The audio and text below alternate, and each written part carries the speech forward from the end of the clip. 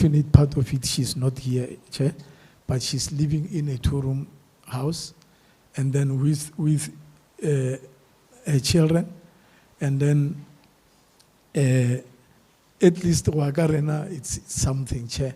I know the two-room is but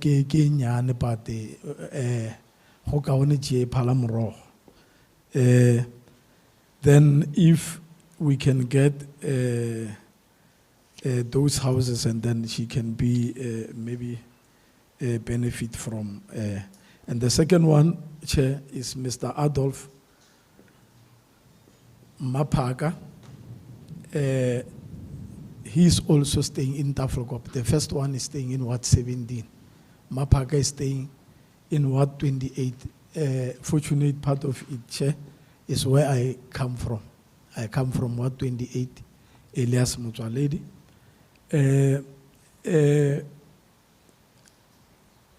For Mapaga, the house was approved by a Coxter. The department approved, and then they came and checked everything. Even they have done the soil testing there, geotech, and then so the contractor was also introduced. And then the problem is that, don't forget, Chair, we are not the ones who are appointing the contractors. It's Coxter. So the contractor never pitch up. The house was approved in financial year 2022-2023. So we are still waiting. We don't know him, but we just know the name is Janma. So we don't have, we don't know whether it's she or he. So the contractor was approved. The house was approved, and then the contractor was introduced, and then but he failed to come. And I think that is not our duty, Chair, to make follow-up on the contractor, because of the first thing we don't know about him. We don't have his phone numbers. It's the department that appointed him or her, and it's the ones who must make a follow-up so that they can come and finish that house. And then, Chair, in addition to everything, we have got, and we are still going to come here maybe many times because of the department is not doing well. I'm not talking like this because of the MEC is not here. I used to tell him that we have got slabs that are more than 10 years in our jurisdiction. We have got the RDP houses that were erected. After 2 months or 3 months, there is a very big crack in that house. And it can't be blamed on us as the local municipality. That is not our function. We are just coordinating and facilitating and monitoring with our ward committees and our ward councillors. So that is my response, Chair. Thank you very much. No, thank you very much, Mayor Tladi. I think you have said a mouthful, but the reason why we invited Coxter, we are aware that it's also their responsibility also to build houses. We ourselves, we are just coordinating on behalf of them, making sure that you get the beneficiary list, and but what is key for us, because also with the frustrations that you have just raised, is to make sure that as a committee that all those issues, the challenges that we have raised, they are actually attended to. Remember, the committee also took an outreach program to your municipality, in particular in Tafolkop. And some of these people also raised similar issues that we have just raised. But for us, it's just to make sure that even those houses that are needed, those for that backlog that we have just indicated, we assist you to make sure that our people get those houses. Honorable members, I think that is the response from Mayor Tladi. He has also requested to be released early because he was supposed to attend the SIGFARO conference in Devon. So that's the reason why we thought we must give him an opportunity to come first so that we are able also to release him. I think if you have anything to say, I think it's your chance, honorable members, from the response that you got from Councillor Mayor Tladi. Honorable Pokane, Honorable Mukaba, Honorable Sipuru, Honorable Machete, and Honorable Cooper.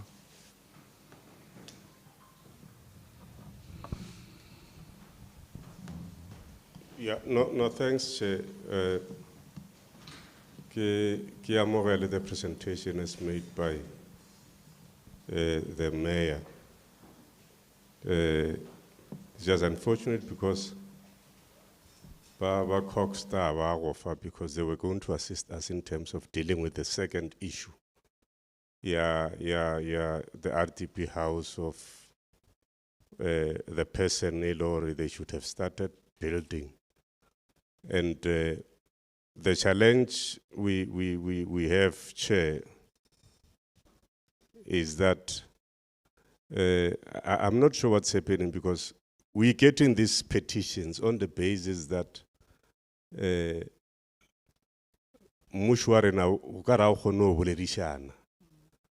because Baba Maspal Basonja Babulele ba Coxstar ba fit clarity on the issues, so that those people there ba fewer information. Obviously, they would demand answers from the municipality.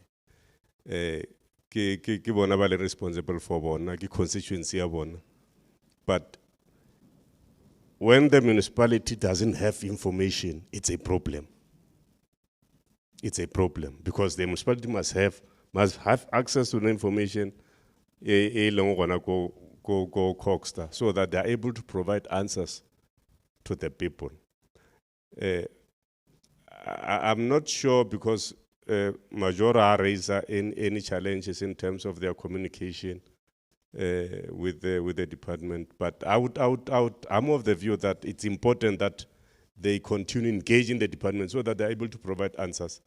Much more with those, even with the issues that Mayor about raising. Of course, we will at our level raise them with the MEC, but they should be the MEC must be able to deal with issues before even they get escalated to petitions committee. It doesn't have to await an instance where people must write to the petitions committee before there is intervention. If there are issues, they should be attended to by the department and working hand in hand with the municipality so that the municipality is able to give responses to its constituency with regard to all those projects. Department. I should think there is just a slight challenge there in terms of interaction, provision of information by the department, because the municipality, and as and when people demand things, they will definitely go to the municipality, and they are right to go to the municipality. And the municipality must provide answers, even with regard to those issues. Competence.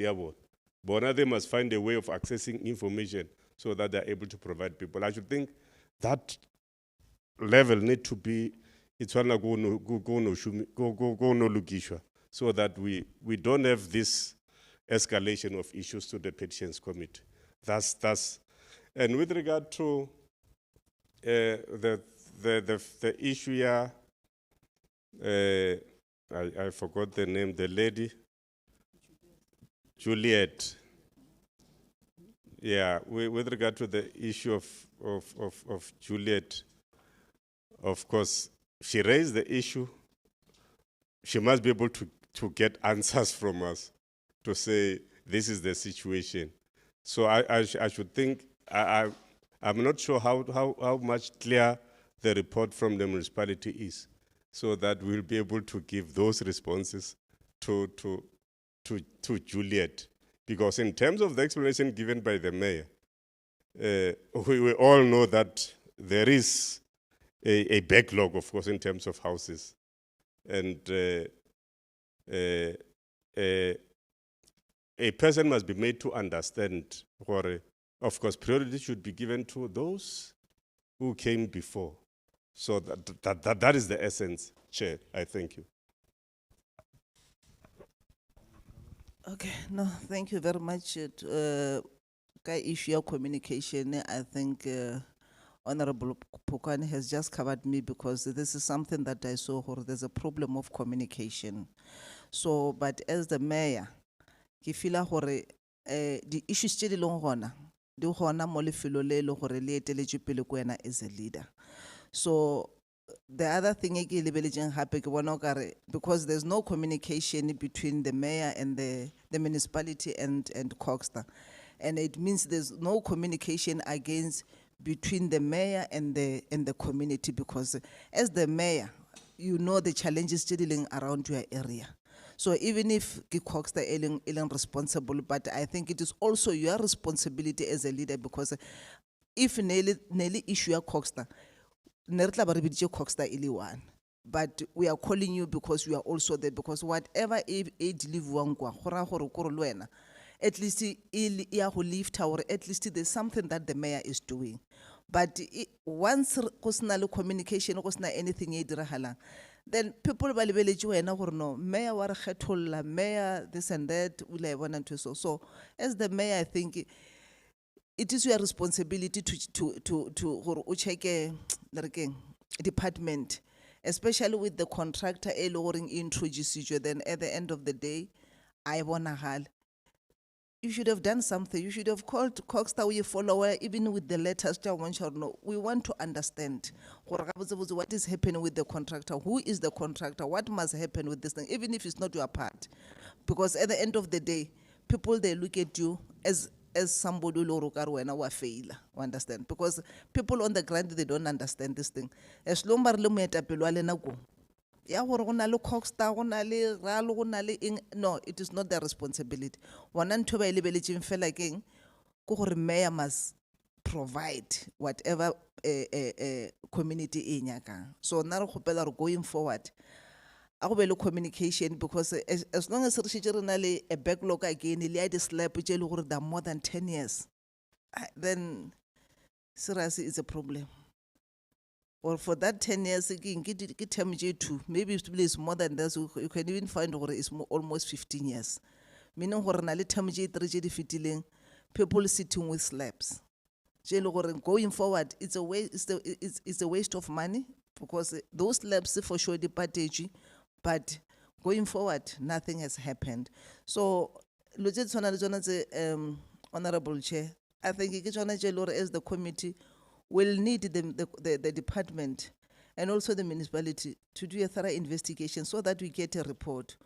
Who did the slab? Why the slab did Emile? What happened with the money? Because you can't just build the lower then it's done. So something needs to happen. People must take responsibility. The people who put the slab there, while it's stopping at the step, you've been paid. Is it the contractor who has failed, or is the department that has failed? This is very important, that it needs a thorough investigation, that will want a report as the committee, so that even the people of South Africa, of Limpopo, they know. Because we don't want a situation at the end of the day, people are chasing wrong people. People are killing wrong people because of wrong things. So, communication IT schedule, community, chaba, because that is why you find yourself coming here. And again, so it's not a good thing to then it says a lot. For you coming here now and then, it says a lot. It means you are failing somewhere. Uskaba proud to come here, because as they said, you are live. All the challenges, I'm going to attend to those challenges, so that people are not coming to report. So because for people coming here and report, it means the mayor is failing. So communicate with them and make sure all those things that you feel people are still coming to report. They stop there at Elias Motswaledi. You are going to deal, you are going to solve all those problems. So if something say so don't be proud to come here, because since it's about your life, you know, people are analyzing out there. And when they analyze, we can't say when you analyze the mayor, you must analyze the mayor in this way. Then analyze the mayor,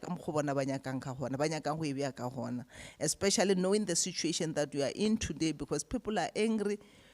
People, every time when they see government, they see municipality, they see corruption. So you need to keep all those things by making sure from today on, you do follow up with Coxstar, you call community, then you communicate with them, then we have the responsibility on Coxstar with the slab. Or if this slab Coxstar must explain why this slab for 10 years, what happened, because there was money. What happened with the money? So, communication, Honorable Chair, and it's not supposed to be like that. You need to follow the MEC, because I get night out also the municipality, and they don't want to work. Well, they're not doing this and that and that. So we don't want that. We want to see you working as a team. Talk to the MEC anytime you feel or cover whatever that will cause you to be called to the committee, then Utlo Arabella. No, thank you very much.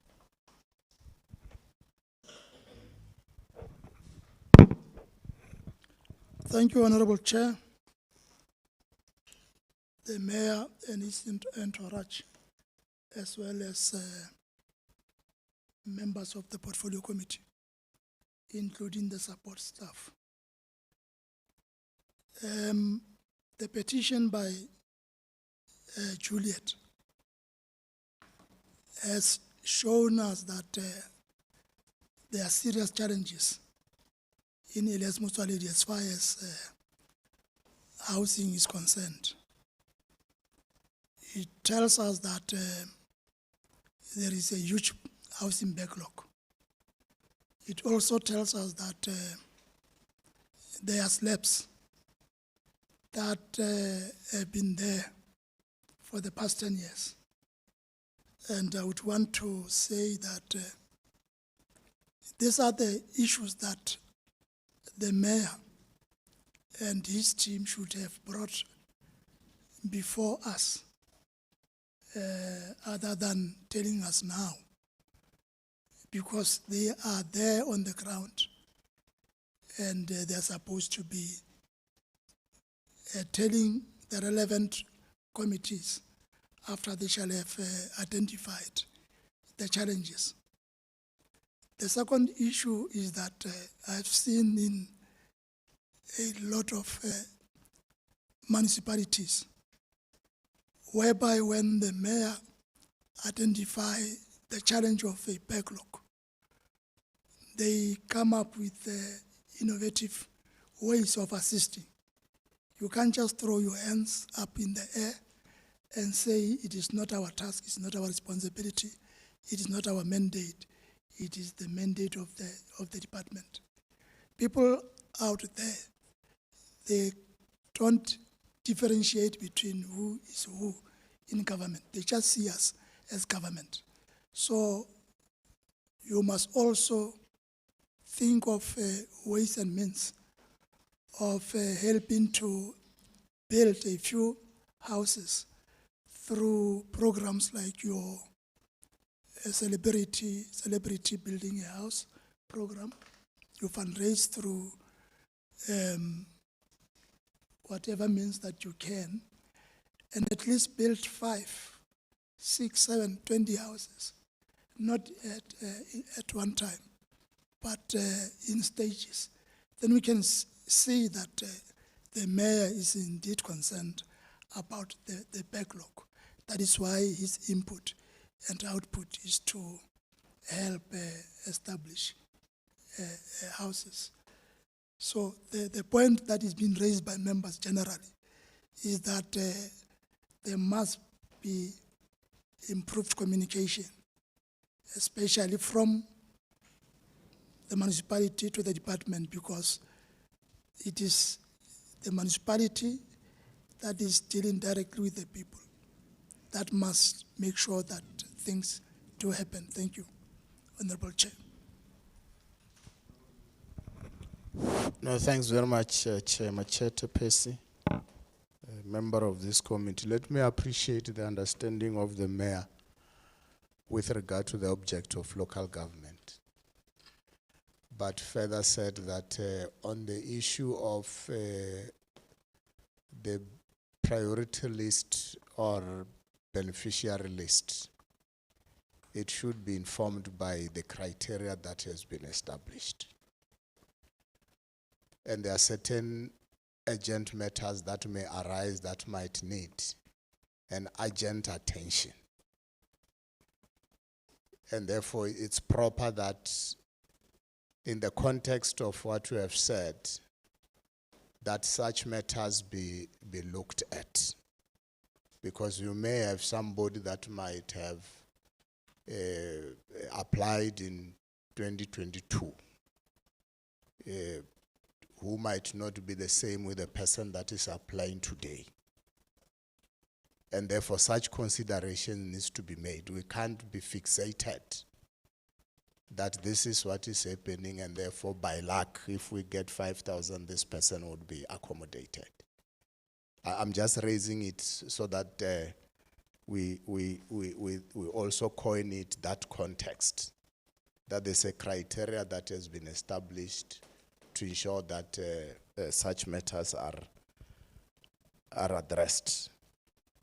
But of course, some of the issues as part of the methods to be used to cater specific or category of issues that might arise from time to time has been clearly identified by Honorable Spuru.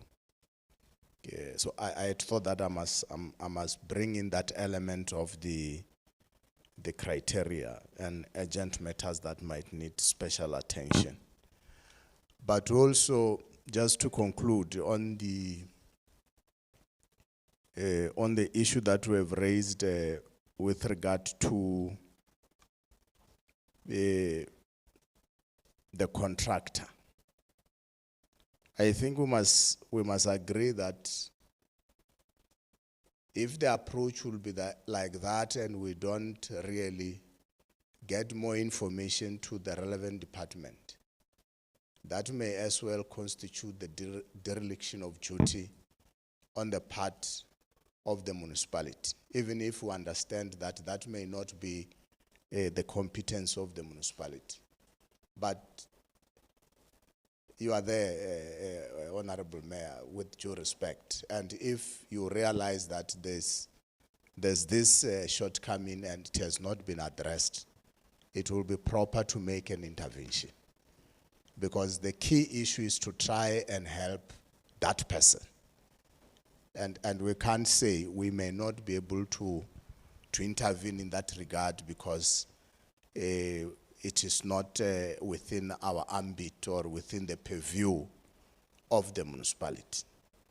But that person is a member of that constituency that you service. So they may have spoken about communication. I don't want to bring that again. But in the main, what I'm saying is that where there are issues that we see, it should be upon ourselves to ensure that we are able to engage with the relevant department for intervention. Because if you come here and say, there's nothing that we would have done, this is the contractor and all of that, it may not be pleasing to us. Because that coordination between yourself and Coxter should have been done. That there's a contractor that has been introduced. Thus far, there's nothing that has happened. What needs to be done? And I think the department will come in, and through your intervention, certain processes may follow, and finally, that person is able to get assistance. That is the short and long of the input that I wanted to submit. Thanks, Chair. Thank you, Chair, and greetings to the member of Petitions Committee, and also to Mayor Tladi and his entourage.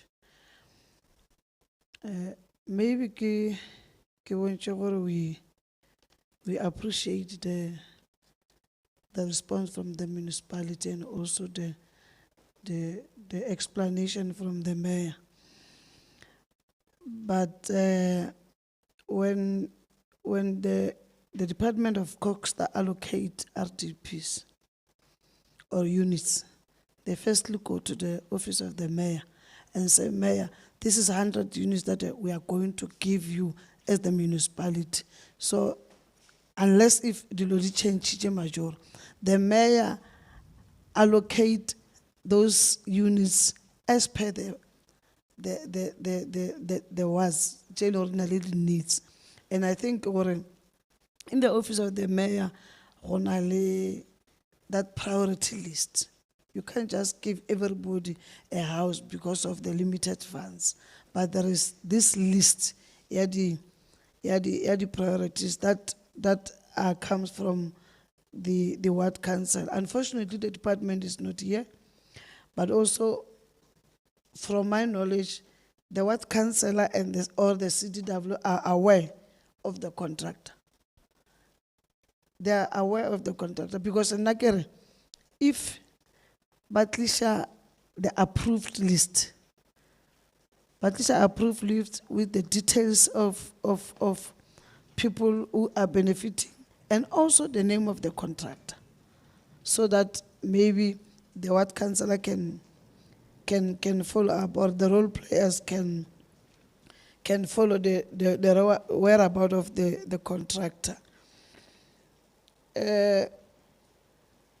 Maybe, Honorable Mayor, you must create an opportunity, or maybe let me call it awareness campaign, where you educate our communities, because anything they refer it to the municipality.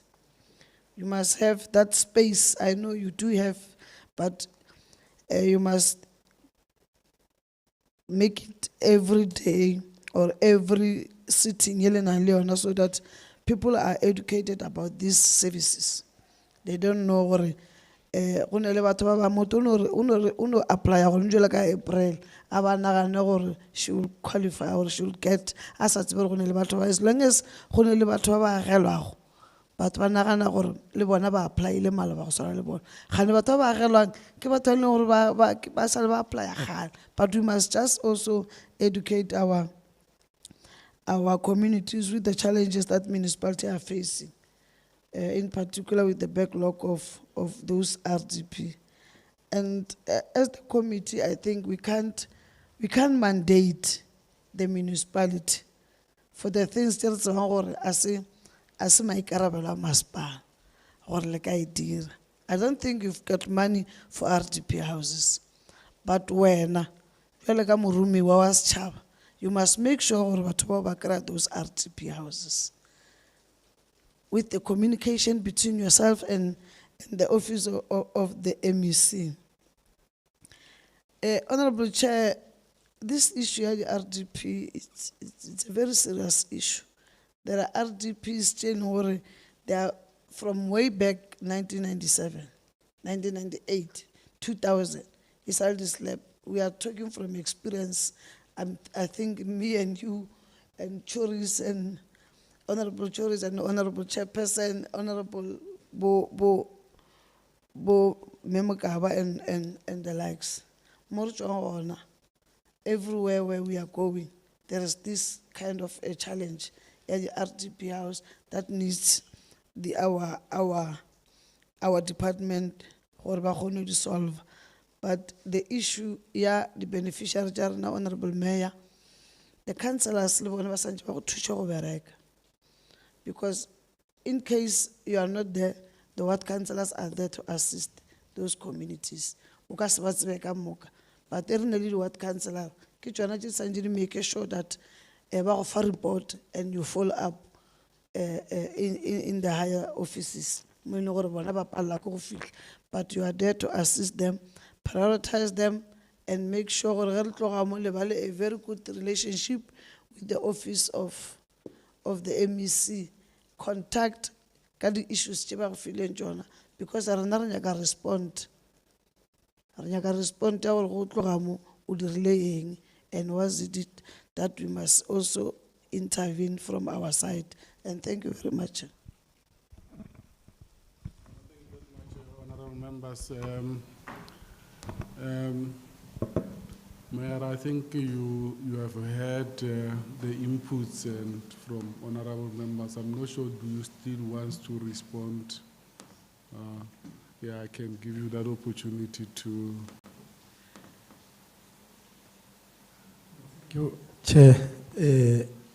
Let me start by acknowledging the inputs and the advices from honorable members. And then indeed, I think we'll learn from that. On the side of communication, because of I did not touch on the side of the communication. The communication between the municipality and our municipality and Coxter, you are now sharp.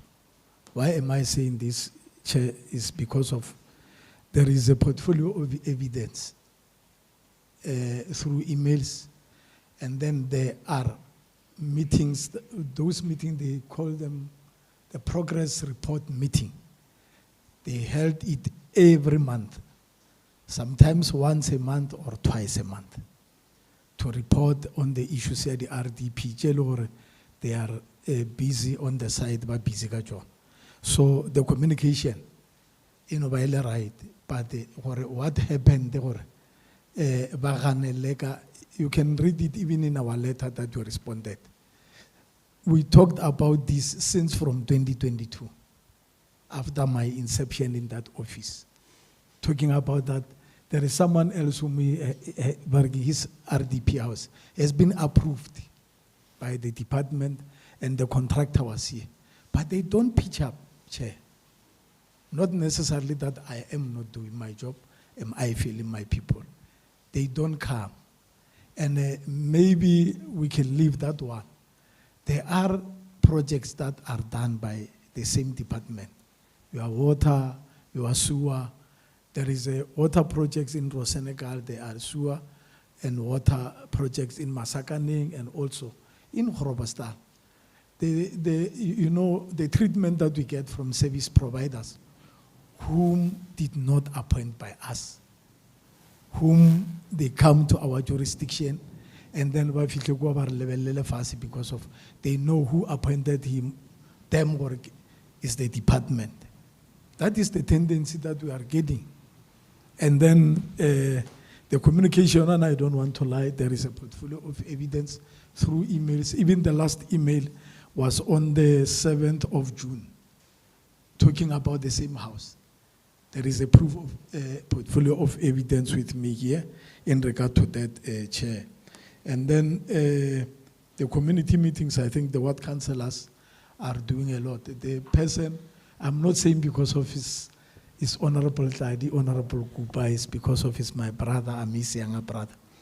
The ward councillor of Ward 28 is the one who also received 2 trophies from his party, ANC, and also he received trophies from Skukune District Municipality as a person who holds meetings every week and in 4 villages. Every week, 4 villages. And then, so I can't say there is no report back to the communities. And the issue of, I think, Honorable, I forgot the surname, raised the issue of yes, they are not the same. That's why I gave an example of a family that are living in a 1-room shack and then being 14. So those houses, that ones, they are the ones that they used to give us as mayors, Honorable Kupa, disaster houses. It's where, that is the intervention of the mayor. It's where I said, no, I'm from a certain village, or there was some of the things we used to see them even in the social media. You find that maybe there is an old woman, 89 years, staying with his niece, 2 of them, and then he can't even walk. They are staying in a shack. And it's where the mayor, through disaster and then through the department, here are 10 houses. That is your prerogative as the mayor to see, or Udisha Mugai. But the last word is from the department, because of you can find that particular person, you can rate him, he or her, to be qualifying for disaster. But at origin to RDP go metal bag, or at origin to RDP go Pinon. So we used to get that honorable member, but we consider and acknowledge the inputs that you.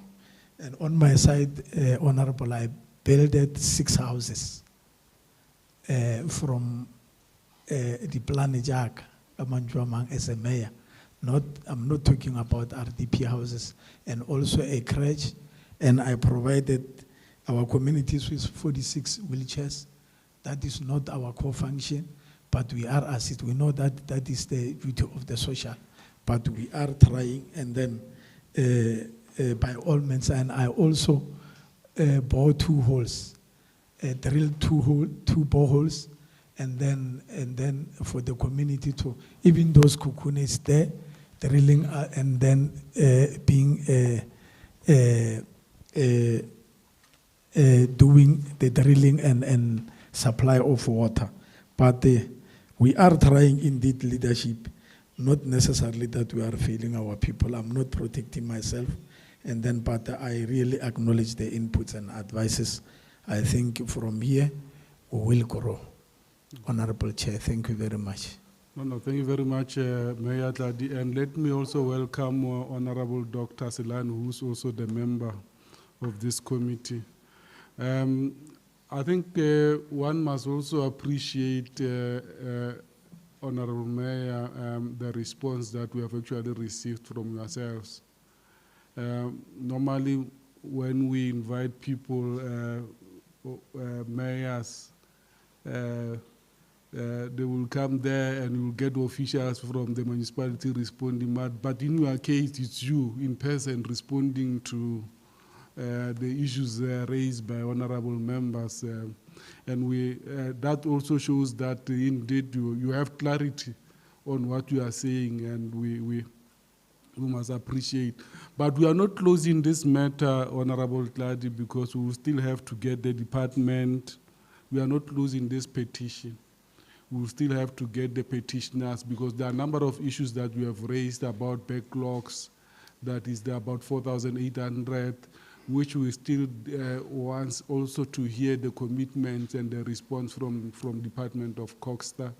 And yes, and on how also some of the stalled projects that we have actually referred to. I think when they are here, they will be able to respond to those issues that we have raised. The issue of communications, you have said indeed or no, I have evidence of what I'm talking about. We have been communicating with them. Unfortunately, we don't just get answers. We'll still have to get the Coxter here. Unfortunately, like we have indicated, they have actually apologized. The MEC apologized. He normally attends our meetings. There's one MEC that we don't struggle to get hold of him. And then even when he said, no, I'm not available, the committee will simply understand, no, he has other commitments, because he's forever here. He doesn't run away from his responsibility.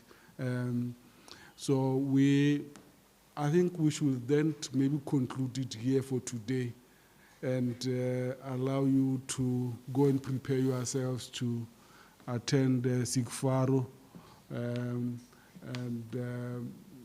But on behalf of the committee, we must appreciate the response that we got from you. I think you were very clear, you have clarity, and it shows that indeed you really understand the environment that you are working on. So I think we can for now release you. Or you still want to take a bite on the... You know? Oh, he has done his own work, I mean, really. No, thank you very much. Honorable Mayor, we really appreciate and then we want the importance of coming here. I think going forward with the next meeting, what we want, what the people want to hear, your life. We appreciate the good thing that you did and that you are still doing for your people.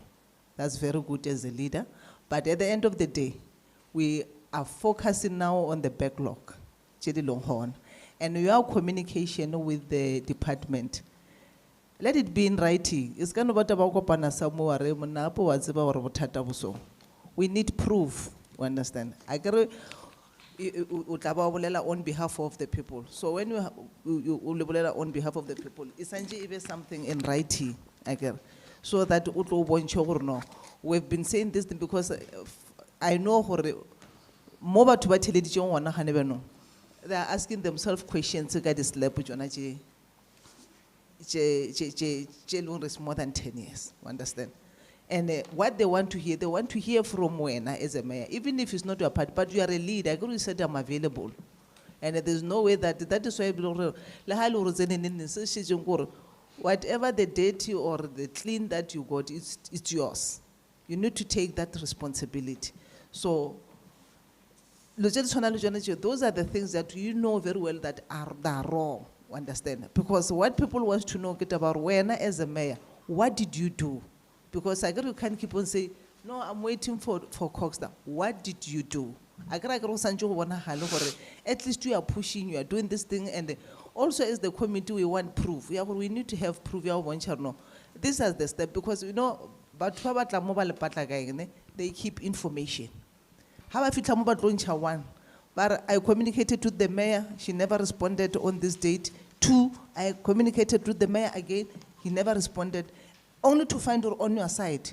You don't have that information. Then you just come and speak or no, this is what I did. You understand? So, let's have proof of everything that so that at least this is what you are doing. But again, I still say, even if there's still that communication community, as you said, let's try the meeting. Because it's a proper communication. We won't see people coming here. That is why people are coming here because they didn't get joy. You understand? They didn't get joy on your side. So you need to keep those things. No, not in my time. All the challenges that this is how I'm going to deal with.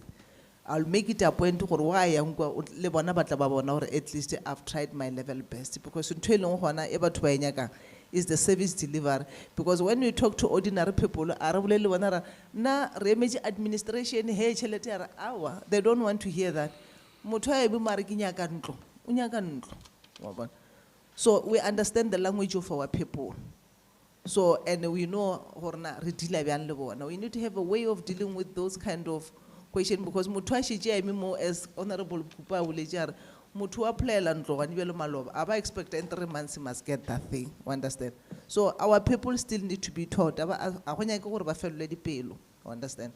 Those communication, if you want, is spread we spread as much as we can so that our people understand. So that we don't have people who are pledging to Jubege. He come to Pulukwa and expect because how many Pulukwana must get another house. People must know once in Vitola Holijua, Fondria RDP, we apply there's no way that in Pulukwan you are going to get it.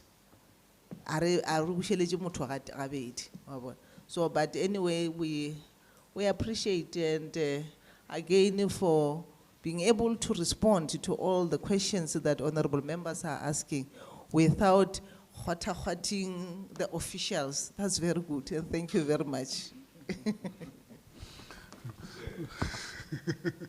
Yes, Honorable Pugane, Honorable Proof. Yeah, I'm sorry, Chair. I know it's wrong, but to speak after you have tried and summarize. But Kaoro File, Yeah, the honorable member. You can also take a bite.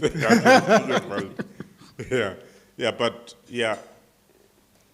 What I wanted to raise, Chair, is just to indicate, to say, Of importance, it's the office of the mayor at that locality, because almost everything comes to that office.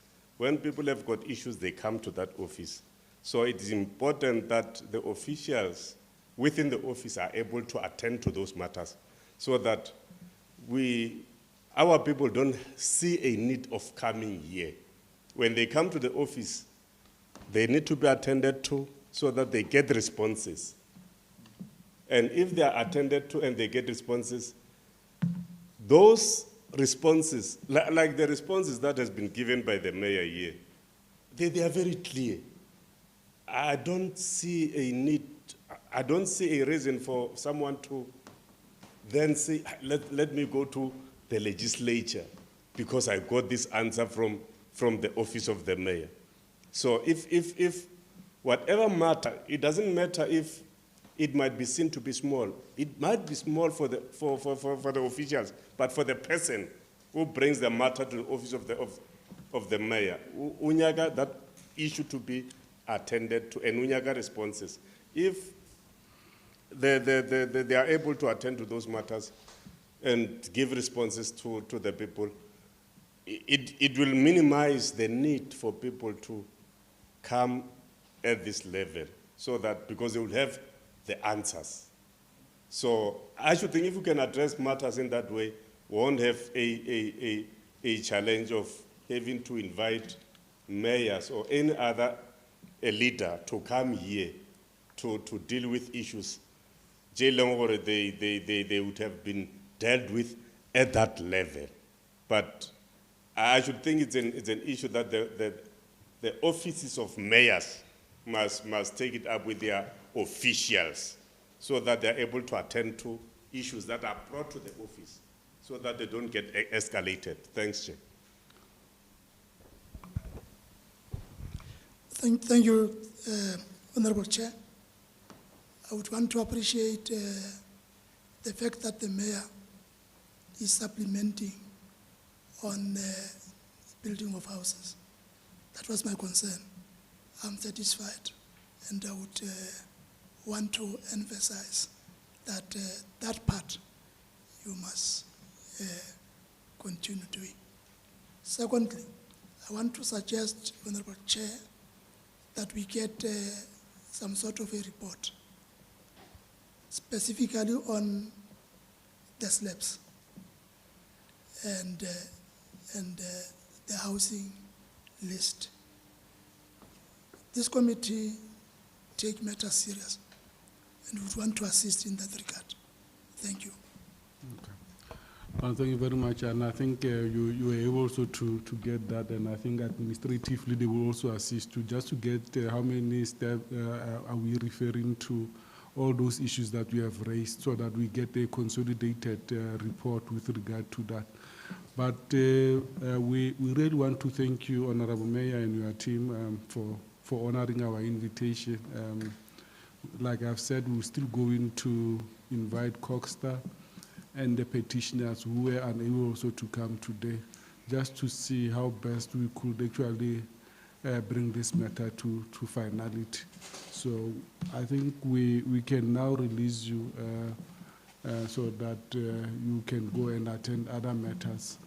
Thank you very much, and you are released.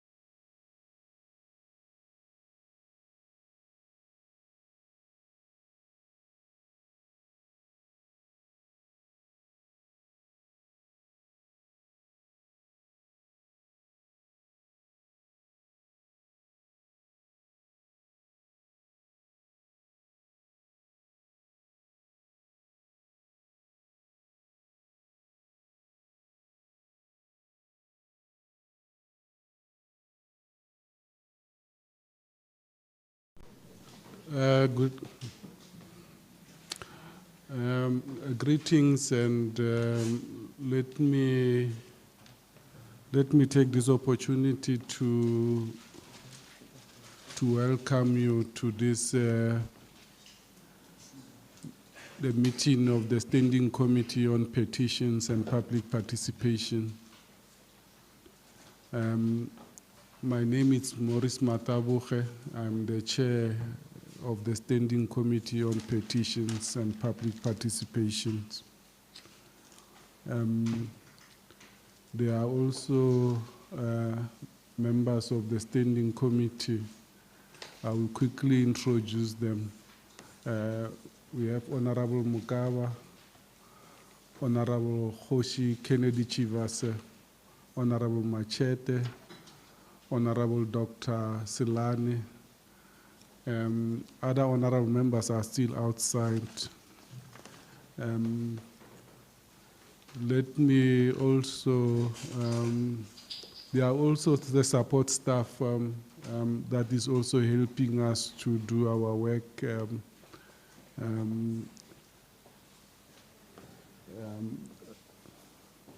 So I would not necessarily introduce them now because of time. Let me also introduce Honorable Pokani. He was still outside, and Honorable Sipuru. He's also a member of the Standing Committee.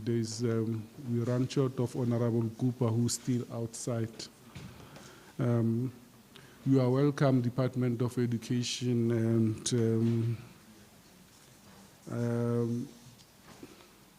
I think it's led by the DDG. Yeah, and your team, and our petitioners. I must just indicate to you that our meetings are actually open to the public. That is in line with our standing rules, because we had to invite the public. Unfortunately, we can't invite them here, but we do that through social media platforms. So we are live as I'm speaking to you. So that I thought I must just indicate that so that you should be aware that our meetings are live. That is not only in line with the standing rules, but in line also with Section 9 of the Limpopo Petitions Act. Because normally when we invite the petitioners and the respondent, we must also invite the public, so that the public must listen to the proceedings of our meetings. But before we proceed with our meeting, now in terms of Section 10 of the Petitions Act, anybody that appears before the Standing Committee, either to give evidence, must supposed to take an oath or solemn affirmation. Now, I will request all of you, including petitioners, just to stand up. You'll be saying, you'll follow me by indicating your full names and surname, and we'll be taking an oath. Can I request all of you, oath.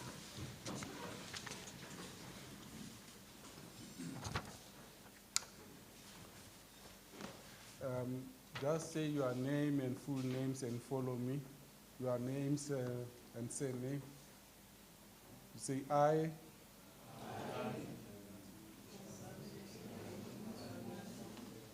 Swear that I'll be truthful and honest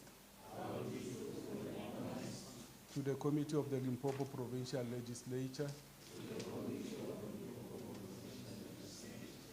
when giving evidence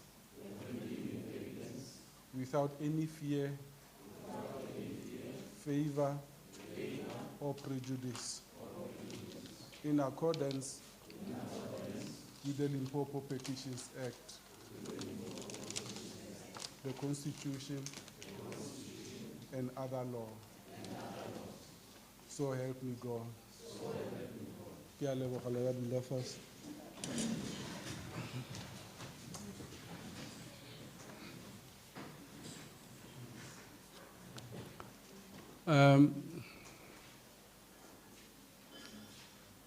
DDG,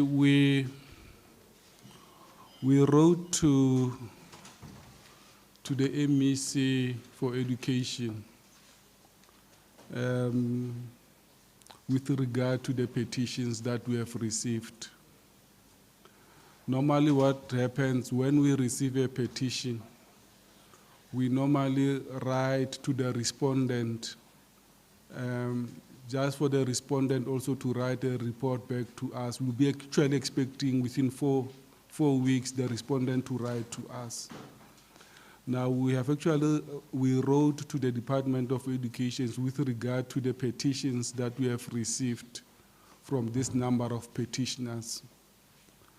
Now, and we wrote a letter inviting the Honorable MEC for Education to come and appear before the Standing Committee on Petitions, together with the petitioners. Just try also to attend to the issues raised by the petitioners. Remember, in line with the petitions, anybody else can write to us and we'll call that person a petitioner.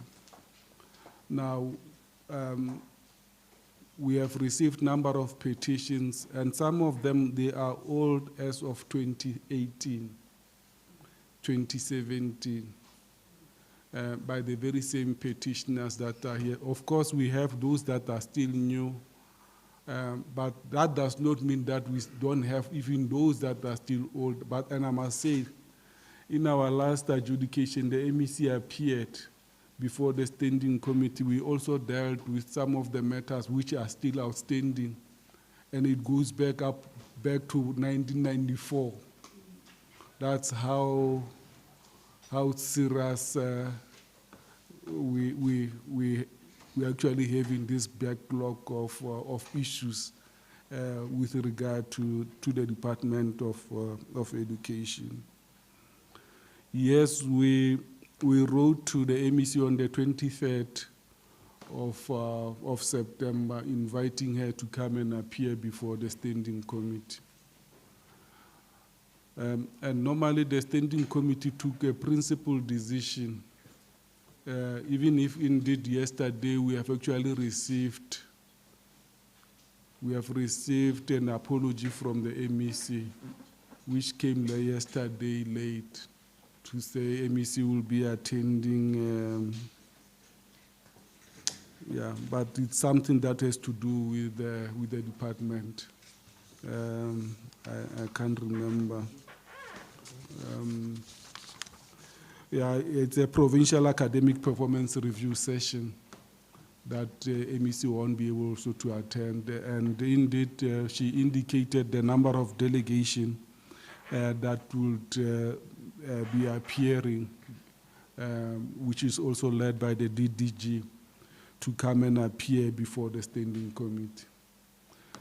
But I must emphasize that there is a principled decision which the committee took to say we'll prefer to have the MEC together with the HOD, precisely on the basis that we wouldn't want a delegations to go back and consult, because we would want also to make sure that the issues that raised by petitioners are attended to.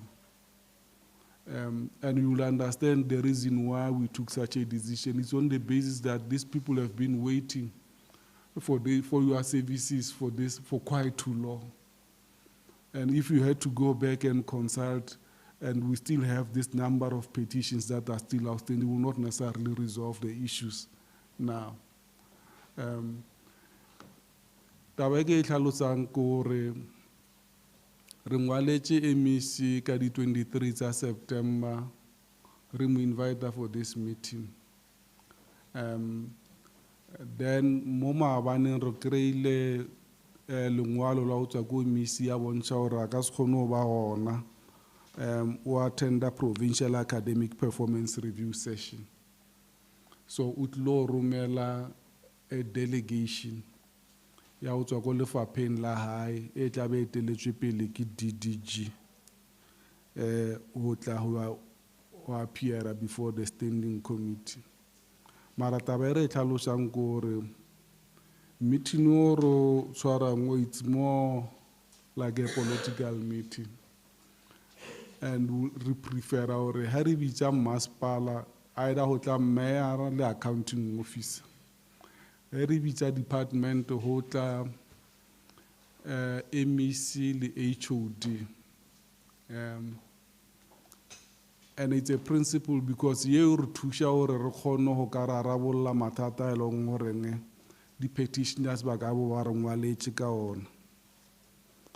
Now, based on that, committee it's a ritual or no, re nyaka gore ho MEC nene ka namana atla ka in person. The MEC, she must come in person. Now, because the very same, we did not want, because she appeared before the standing committee without a hassle in the last adjudication. Now, in this case, because we did not subpoena her, she did not come. The last time we subpoenaed her, she came. And the committee felt, no, we will then have to take a route of invoking Section 10 of the Petitions Act to subpoena the MEC to come and appear. More especially is that because we have also explained what we are explaining to you, to say, no, we'll prefer to have MEC and the accounting officer, and in this case, it's an HOD of the department to appear before the standing committee. Because the matters that are raised by our people are serious, and they are as old as, and I'm referring to those petitions that today, as 2017, 2018. So you will then have to pardon us, but we will not proceed with this meeting in the absence of the MEC, DDG, with due respect. Because we would also prefer if the MEC, because when we wrote to her on the 23rd of September, even a courtesy call to the chair of the committee to say, no, we have this engagement, we prefer, we could have actually rescheduled the meeting and have another date where maybe she will be available. We are not that rigid, but would want to resolve issues raised by the petitioners. I thought I must actually brief you about what is the view of the committee on the matters of the petitions that relates to the Department of Education. I think I've actually represented honorable members. I think that's the view of the committee. Unless if you would want to say something, honorable members. And I get our petitioners later on why reach this route, because we have realized because one of the things that we have observed is to follow all the internal processes, everybody that matters, so you could not get joy. That's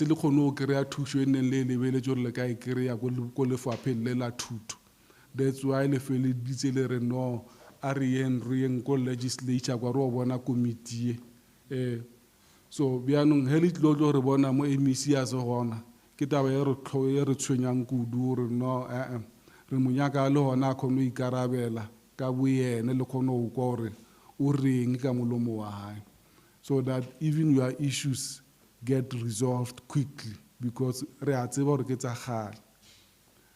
Yeah, Honorable. No, thank you, Honorable Chair, and ke le dumedishe ka moka ka mowe le fapeng lewe.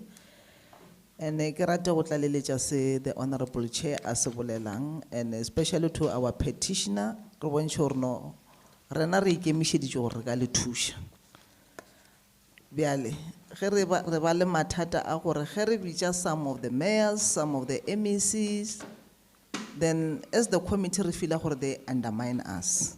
And then not only us, re feel gore le lena as the petitioner le a undermine-iwa. Because re ka se re ge re le bitša re re tlang re tle re boledišane ka taba, then go be le problem. As the chairperson a tlhalositše gore re ngwadile lengwalo ka di 23. So for the 23 tšona tšela until today, nkene a ile a ba le that courtesy ya gore a re ngwalele, a fe apology in time, so that le lena re kgone gore e le fitlhelele in time. You don't have to spend later more for nothing. Because ka mokgwa o e bontšha gore go na le bothata go gongwe. And then now I'm happy because this thing idira hamole lore a life, so that even people from home, they can see exactly what is happening. And then the reason why renyaka the political hate, because the political hate agrutse ka matsogo a lena a re ke tlo le emela. So renyaka yena tle ka lentswe la go bontšha re ge mathata a le so rena le di outstanding tšenika. As the person a re leng a emiša letsogo a re bana bešikilo le emela go se sengwe le se sengwe bjale ge go le so o araba o reng a re nyako go phara dilo godimo ga di-officials, because the officials whatever ba tla bolela ba tlo bolela ka part of administration ya bona. Re nyaka the language of the people, because ge motho a re ke nyaka ntlo, ke nyaka sekolo, ke nyaka eng, the response is santse be goma go the MEC.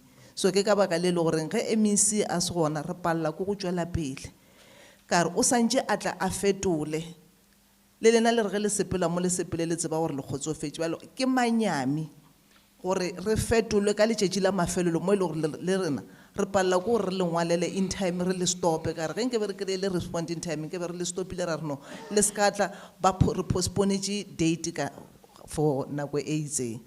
Bjalo rena re le ba committee nnete re puditše fela gore mmereko wa rena ko go thuša setšhaba sa gabo rena. We are very much aware ka di outstanding tše di leng gona since from 1994. Tše leng gore they still need to be addressed. And I think we're talking about those things re ka re ka counter ga o ka ba le a way ya gore re no dula fase re identify all the outstanding from 1994. Or we took some resolutions that they were never implemented since 1994. Let's check all the resolutions that attendiwa since 1994. Go ya pele re dira re ka se tswele pele ka dilo tše dingwe tše dintšhwa mo le gore re na le dilo tše di šaletše morago. Then I bontšhe bohlale. So we want to speed up law. We want the MEC a ke tlame pele ga lena bjalo ka moemedi wa lena wa setšhaba a bontšhe gore nna ko make sure gore dilo tše ka moka tše diragetšeng nka kgona go fitlha mo ba bangwe le bona ba tla ba tswela pele ka tšona, mara ga go be le se sengwe se le gore se a dira ka dilo di se ke be tša ema ga tlhoka solution ga ba le tšone tše tša di responde tša mafelelong lata ka tšatši la mafelelo. I mean really re a kgopela to all our leadership, and re kgopela tshwarelo go batho mo gae, mara re a kgopela to all the leadership gore ba tlhomphe this petition, this committee. Ka baka la re ke petition e le goreng e ba kopantšha le setšhaba sa bona, di voters tša bona from home, and ba tla mo because ba nyaka dilo tša bona di solvege. So ntho re kgopelang go bona is to respect this committee and also to respect batho ba ga borena ba re ge ba bitša di office tša lena di phele di bulegile. Ke a leboga. It's about the aquahala. Now, we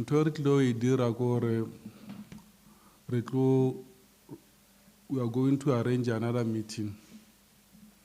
And in that meeting, this time we are not going to issue an invitation. We are going to invoke Section 10 of this Limpopo Petitions Act. We are going to subpoena the MEC to come and appear before the standing committee. And Section 11, if we sadly before to appear before the standing committee, it's an offense. Ebile o ka re litlile mo o ka no senya go tsia an oath, it's an offense go se tsie an oath. Ebile ho bolela maka under oath, it's an offense.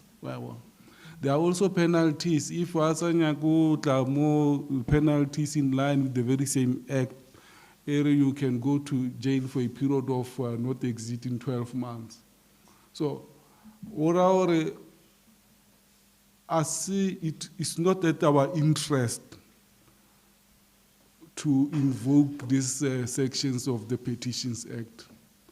Our interest is to make sure that the issues raised by the petitioners gets resolved. The last meeting that we had with the team, with the MEC and the team from the department, the issue of budget was never an issue, and that was also confirmed. I think the issue was just implementation. And when you look into what the legislature is actually allocating to the Department of Education, it's about 80% of our budget to this department and the Department of Roads Infrastructure. So those are two departments they actually get in the junk of the budget. So our people must not actually suffer on the basis that, and I think that was a simple question that we even asked in our last adjudication to say, the issue of the budget is not an issue. So there's a problem somewhere, and that's why we want we want the political head of the institution and the accounting officer to be here. We felt that they should have actually postponed that session and attend this meeting, or could have actually delegated another delegation to attend and to come and attend this meeting. And we engage her at that level. So it's unfortunate we are not doing this in a bad faith, but we also wanted to address issues raised by the petitioners. And we, in that spirit, we will then want to release you. And again, Chairperson, before you release them, our Department of Education, but take over the matter transport for these people to go back. Yeah, I think they will have to do that. The petitioners, yeah, but they will give you an opportunity. Mofe Mike,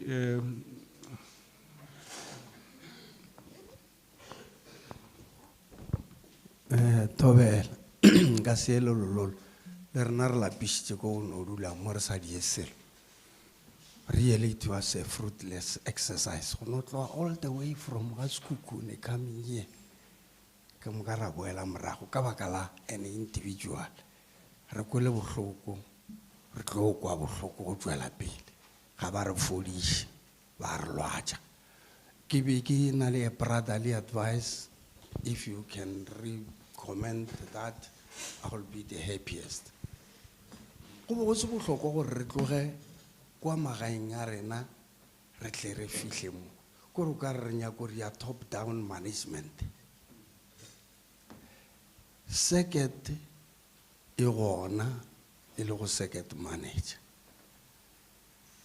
mola ba re thuše DD ba gona district director mola ba re thuše nka re se ra fihla mo jwale re nyamišitše ke bona ba la kwa fase re well ya rena e reachitše climax go ra ro bua le ya mafelo ko re reachitše cultisec well go ra gore tša rena di tla loka well o lo mogologolo a fetago bala ba se go ba re diela selo ba se go a ekemišetša gore thuša le yena ga ana nako ya rena double underline that ga ana nako ya rena mola ke be ka sekgwa e be tla hlaba well ke le ka go ba polite ka gore ke mokgalane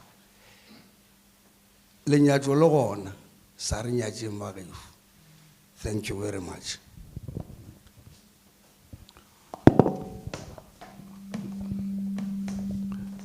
no, re le kwele, and I think that's the very same spirit is honorable members at the standing committee to say, re a tseba hore le lekile ho ya to every office hore le ka kgona ho kry-a thuso, mara se le kgone ho kry-a thuso.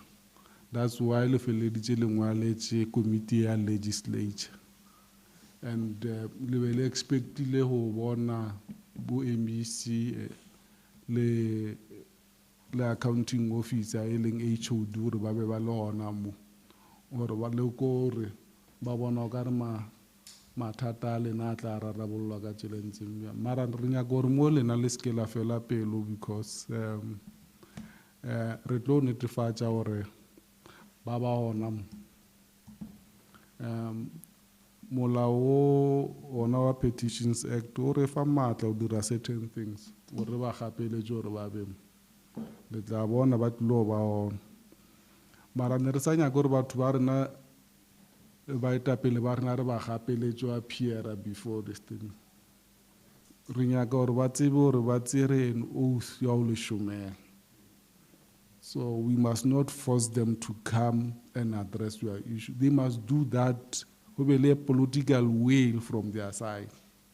They will address your issues. So Mara, skela fela pelo, but we'll make sure they come and appear before the committee and attend to your issues. And re a tseba gore ke tsa kgale. And re nyaka go di bona all these issues deal addressed.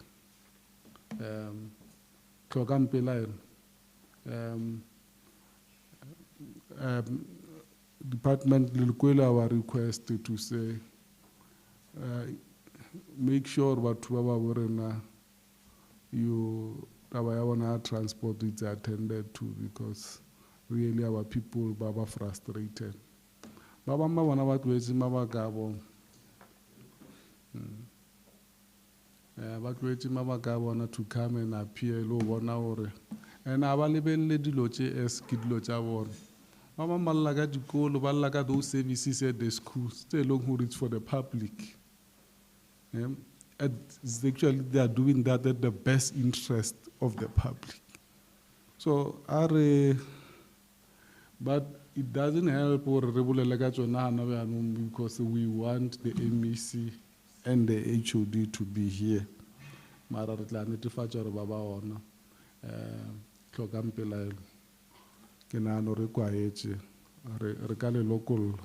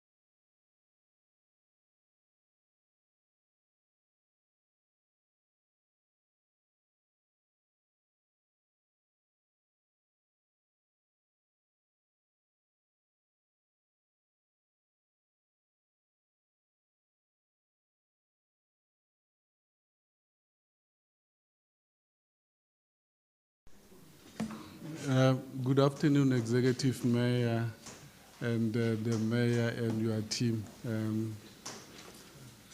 from Mopane District Municipality and Greater Letaba Local Municipality. You are most welcome to this meeting of the Standing Committee on Petition and Public Participation.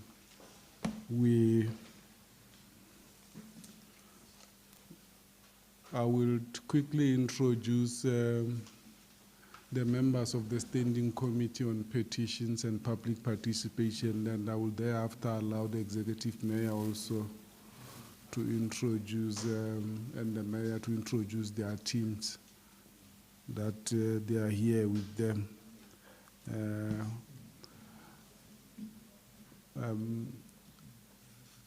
Executive Mayor Shai and Mayor Councillor Bamanyo. My name is Maurice Matabo. I'm the chairperson of the Standing Committee on Petitions and Public Participation. On my right is Honorable Pukani, member of the Standing Committee. Next to Honorable Pukani, it's Honorable Kosi Kennedy Chivase, Honorable Sipuru, Honorable Machete, and we still have three other honorable members who are still outside because we can't. Honorable Dr. Silan just arrived. He's also the member of the committee.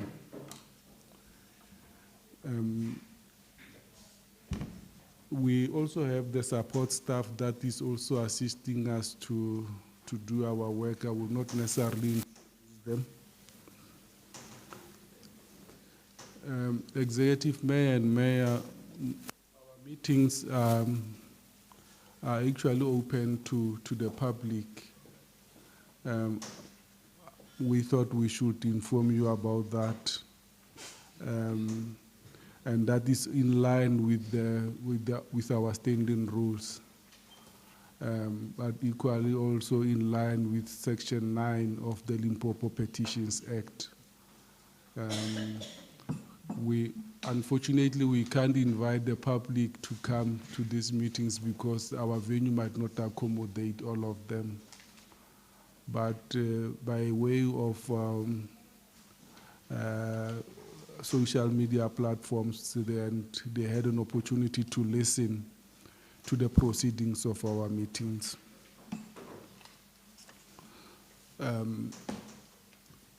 So I would then give an opportunity to the Executive Mayor and the Mayor. If you are comfortable, your MM can sit next to you or whatever. If you have, but if you are fine, arrangement is still okay with us. But you can quickly introduce yourselves and the team that you are with. Yeah. Thank you very much, Chair.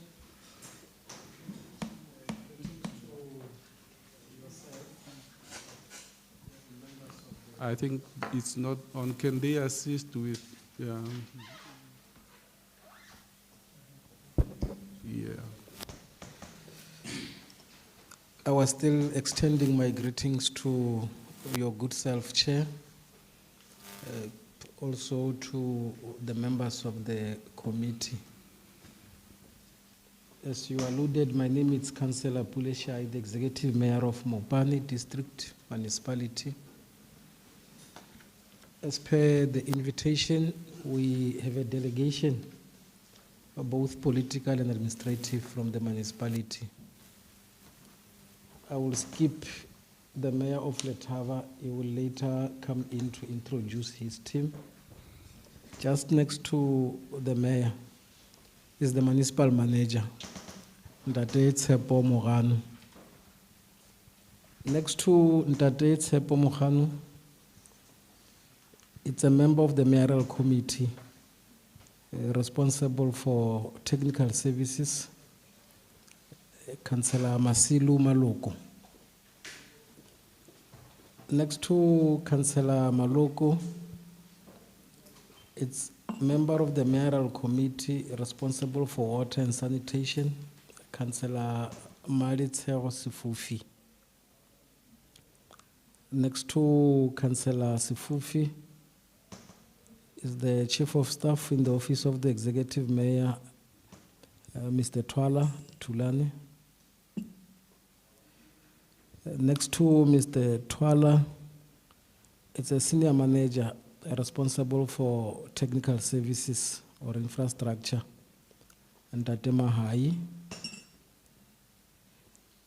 The gentleman next to Mahai, I will skip him so that the mayor of Letaba can introduce him. The gentleman at the far end, it's Mr. Shilowa. Mr. Shilowa is responsible for water and sanitation, is the senior manager at that level. That then chair marks the team or a delegation from Mopani District Municipality. And I'll hand over to the Mayor of Greater Letaba. Thanks very much, and good afternoon to the honorable members. I'm Councillor T.D. Mamanyoha, the Mayor of Greater Letaba Municipality. The delegation that we came with, it's the acting municipal manager, but also the senior manager for development and planning in our institution, Mr. Posa, who's sitting next to Mahai, or on the between Mahai and Mr. Shilowa there. He can raise his hand. Thanks very much. No, thank you very much, Executive Mayor and Mayor. We have actually received the petition. Normally when we receive the petition, we refer it to a respondent. And the petition was about, it was more about service delivery. It was mainly about water, roads, electricity and houses. So now upon receiving the letter, the petitions, we have actually referred it to the respondents. And in this case, because the district municipality is actually it's responsible for bulk services for water, and also we have also wrote to the Greater Letaba municipality as also as the respondent. So, and I think it's important just to explain to you that when we receive petitions, we analyze it, then we refer it to the relevant, the respondent for you to respond to us, and we expect the response within 4 weeks, so that when the committee sits, had an opportunity also to analyze the response from the respondent and the petitioners. Unfortunately, I'm told that the respondents are not here. They were unable to come. I think they had a challenge of a transport. But we thought we should then proceed. Maybe if we should have been notified, we could have actually made other arrangements to either to request the municipalities to assist them with the transportation to come to this meeting. So, but we'll either, because you had an opportunity also to look into the issues they have raised, and you have also responded. We'll then give you an opportunity also, but I must also confirm, I think I must inform those other members that are here with the executive mayor and the mayor that in line with Section 10 of the Limpopo Petitions Act, anybody that appears before the standing committee to give evidence, supposed to take an oath or solemn affirmation. For sure you will understand whatever that you say, you are speaking under oath. So we can always hold you accountable on the basis of what we have said or you are speaking under oath. So I will request you to just to stand up and accept the executive mayor and the mayor, because remember, and other councillors, they have taken an oath when they assume their responsibilities as councillors. You shouldn't say, no, why these ones? No, they have taken an oath already, so there's no need for them to take an oath. So I will request you to stand up and follow me as and when we'll be taking an oath.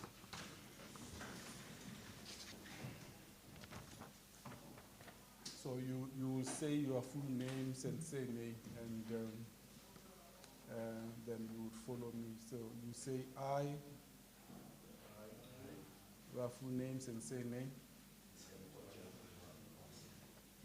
Swear that I'll be truthful and honest to the Committee of the Limpopo Provincial Legislature when giving evidence without any fear, favor, or prejudice, in accordance with the Limpopo Petitions Act, the Constitution, and other law. So help me God. Thank you very much.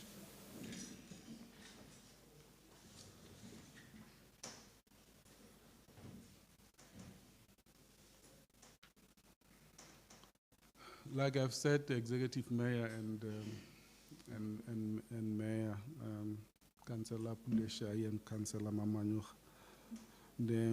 Our petitioners here, it's Silowa Grace and Mutsati Khatla. They are both from Greater Letaba local municipality, and it falls under Mopani District Municipality. And like I've said, their issues was mainly about water, RDP houses, and roads at Refilo Village. So we also invited the MEC responsible for Cockstar, because we know that function of housing falls under him. Unfortunately, he could not be with us today because of other commitments. But I can confirm that we normally, when we invite him, we don't struggle with him to come and appear before the standing committee. So this matter, like I've said, it was referred to the Department of Cockstar because of how RDP houses, and it was also referred to Greater Letaba and Mopani District on the basis that Mopani District is a water service authority, and those other issues of internal roads, it should be the function of the local municipality. So, and normally what happens, because when the petitioners are here, we normally give them an opportunity, because even though we have their petitions, we'll give them just to give you a brief background about their petition. Now, because they are not here, but we also have the petitions, and we are doing that on the basis that we are live, so that even the people, because a petitioner might also represent a group of people or the interest of an association or whatever. So now in this case, those petitioners, they are not here, will then give the respondent also to respond on the issues that really affect them. We'll then start with the executive mayor on the issues that affect the institution, the municipality that is also leading, Honorable Councillor Puleshai, just also to give us a response on the issues that affect your municipality. Then once you are done, we could then hand over to Councillor Mamanyoha to also respond to the issues that affect the Greater Letaba local municipality. Then thereafter, we'll give honorable members also to interact with the response from the executive mayor and the mayor.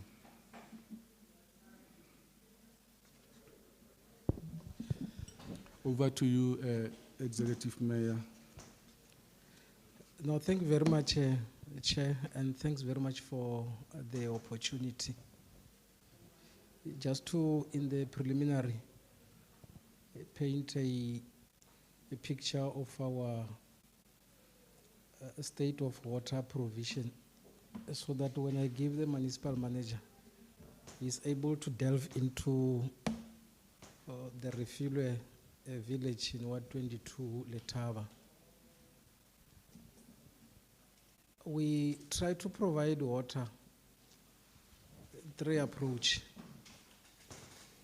A sustainable provision from the source through the bulk, command reservoir to the reservoir, and then we reticulate to household. Through MIG, we are able to do that, and there are projects that are running, and there are a lot of communities that are getting water. Since 2021, we have connected a household of around 21,000 household taps in their yards. Now, in case this water provision, because it's more capital, in case it takes longer, the short to medium intervention becomes the water boreholes, which is able to supplement the sustainable water provision. The limitations that which you are able to experience on boreholes, you supplement that through water tankers. So the three approaches, it's able to be synergized so that when one aspect fails, the other one comes in. We have embarked on a program called Hinwamati, where we are fixing all the boreholes in the entire district. Every Friday, we are able to open tap of water for our people on the Operation Fix All in all communities. Now, the village in question, it's also part of those. But what I wanted to bring is that Letaba, Greater Letaba, it's unlike the other locals. There is literally no source. Unlike Zanini, where you get to tours, Zanini Dam, unlike Guyana, where you get in Sami, you tap from Nandoni. In Letaba, there's literally no source. Politi, it's under litigation. Therefore, we are dependent on the second approach, boreholes. And therefore, even when the MM speak, you will be able to deal with the content on how we are addressing issues of water in Refilwe in the context of this important approach, but also how we will seek to galvanize it for sustainable water provision. As I hand over to yourself, MM. Thank you, Honorable Executive Mayor, and good afternoon to honorable members of Limpopo Legislature. I will report back. I know that we have already shared our response with you. We'll start with the purpose. The purpose is to provide the progress progress report on water provisioning in Refilwe villages, Refilwe village under Greater Letaba municipality, and also to express the current situation of the available groundwater source and the infrastructure that we have in Greater Letaba municipality. As Mopan District Municipality, we are Water Service Authority, And then we have 5 local municipalities that we have already tasked or appointed them as water service provider. And then the main aim is to ensure that they maintain and assist in terms of repairing the water and water waste distribution network at the respective system. And then in total, we are having 179 boreholes, which are assisting in terms of augmenting the current water infrastructure for provision of water. And then out of these 1,795 boreholes, we have 1,230 which are functional, and we're able to draw water from those. And then we have 565 boreholes which are dysfunctional. And in Greater Letaba municipality, for which Refuge Village is in, we have 406 boreholes. And then 338 boreholes are functional and 68 are not functional. And then we also produced also a table where we'll provide the details of those boreholes.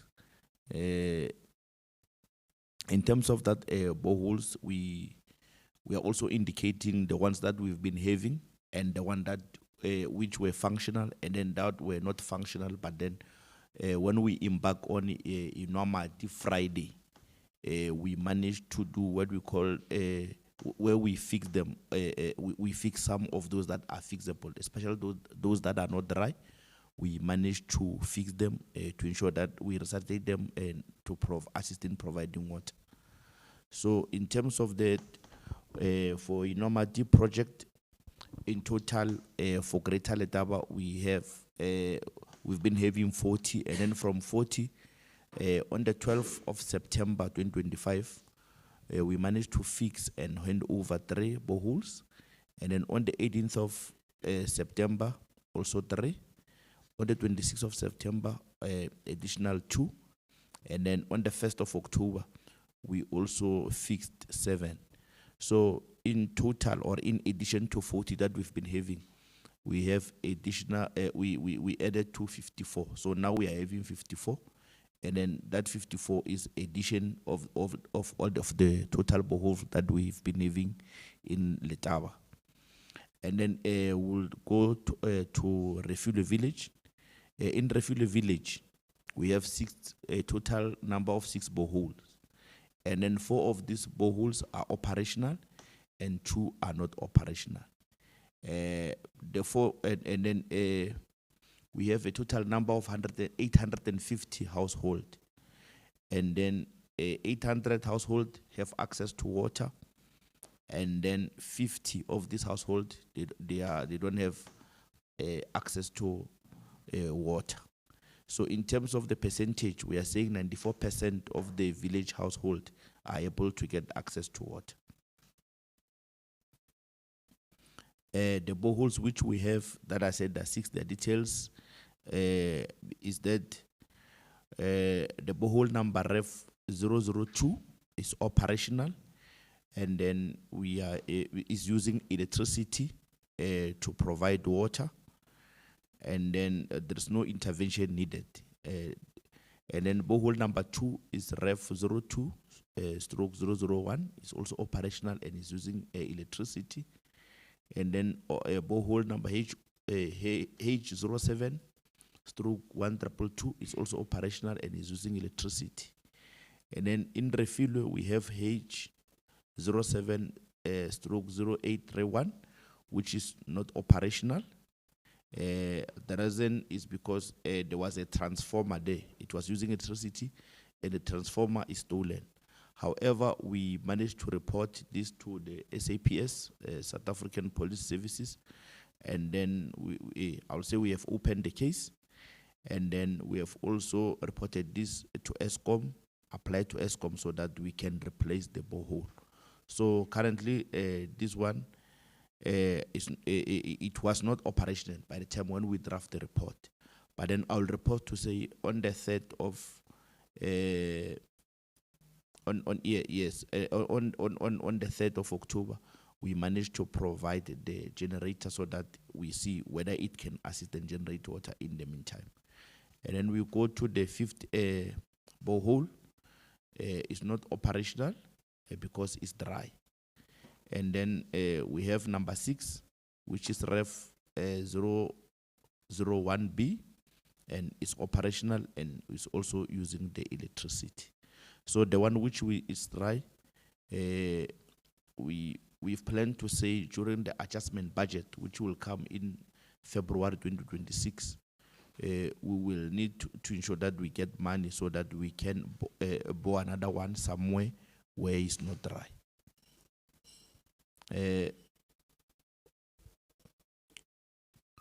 Okay, we'll move on to indicate to say in terms of storage, for the first, okay, for borehole number 1, 3, 5, and 6 as reported on the previous slides, we are saying when we pump the water, we're able to store it into 60 kiloliter concrete reservoir, for which is able to provide to 400 households, which are beneficiaries.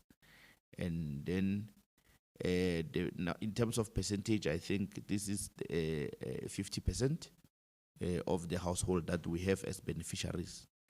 And then borehole number 2, which is borehole number Ref 02/001, we store water into 2 times 10 kiloliter Jojo tanks, which 240 households are benefiting, and then it's also 30%.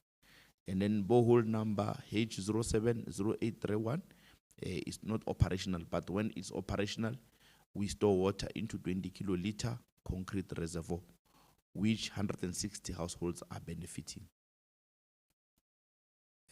We do have the immediate intervention for one of the borehole that is not working, where in a 230 valve or 1.5 kilowatt submissive pump has bent.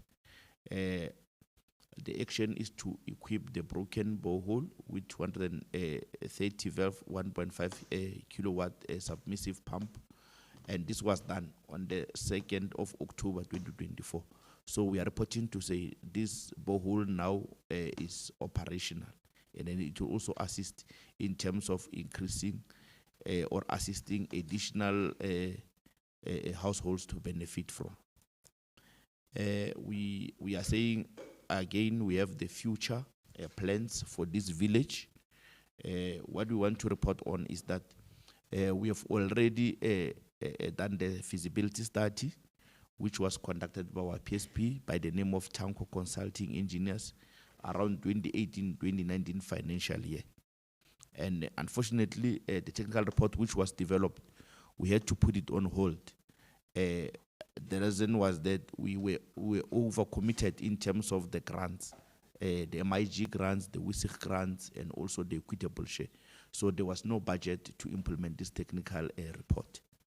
So what we are going to do, we have planned to say, we'll write to both the engineer and DWS to resuscitate the technical report assessment for the approval, so that we can implement this in 2026-2027 financial year.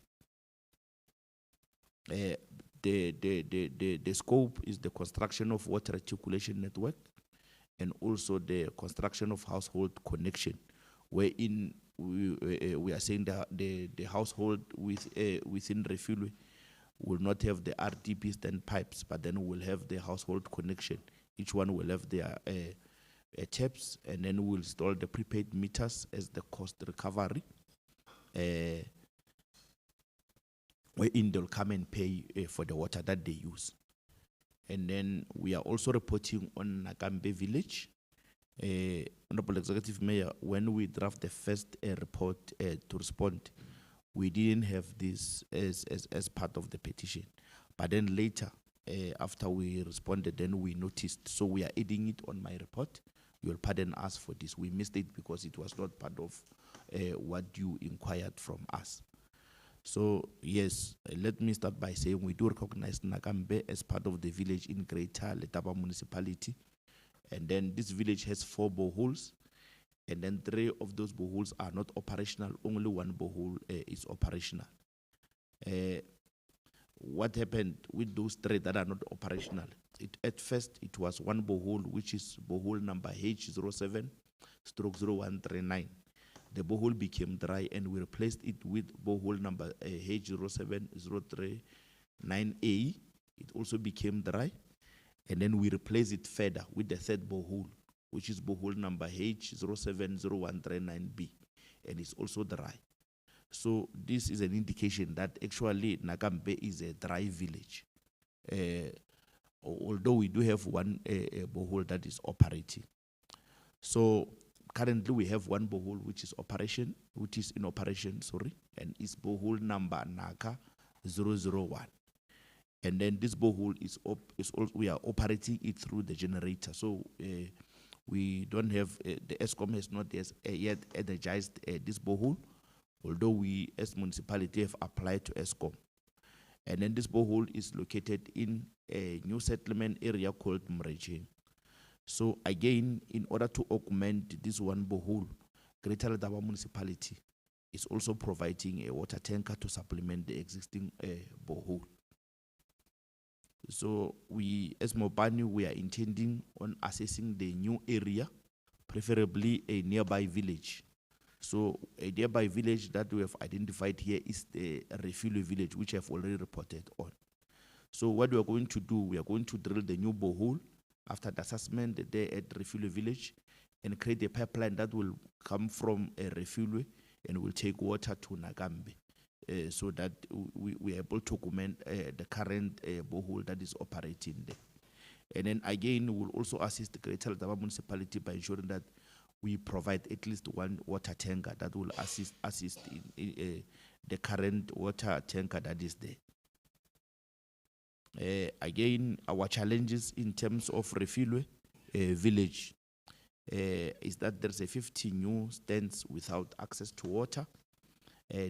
Our aim or action plan, it will be to drill the new boreholes to feed the area, and then supply and also supply through the water tankers.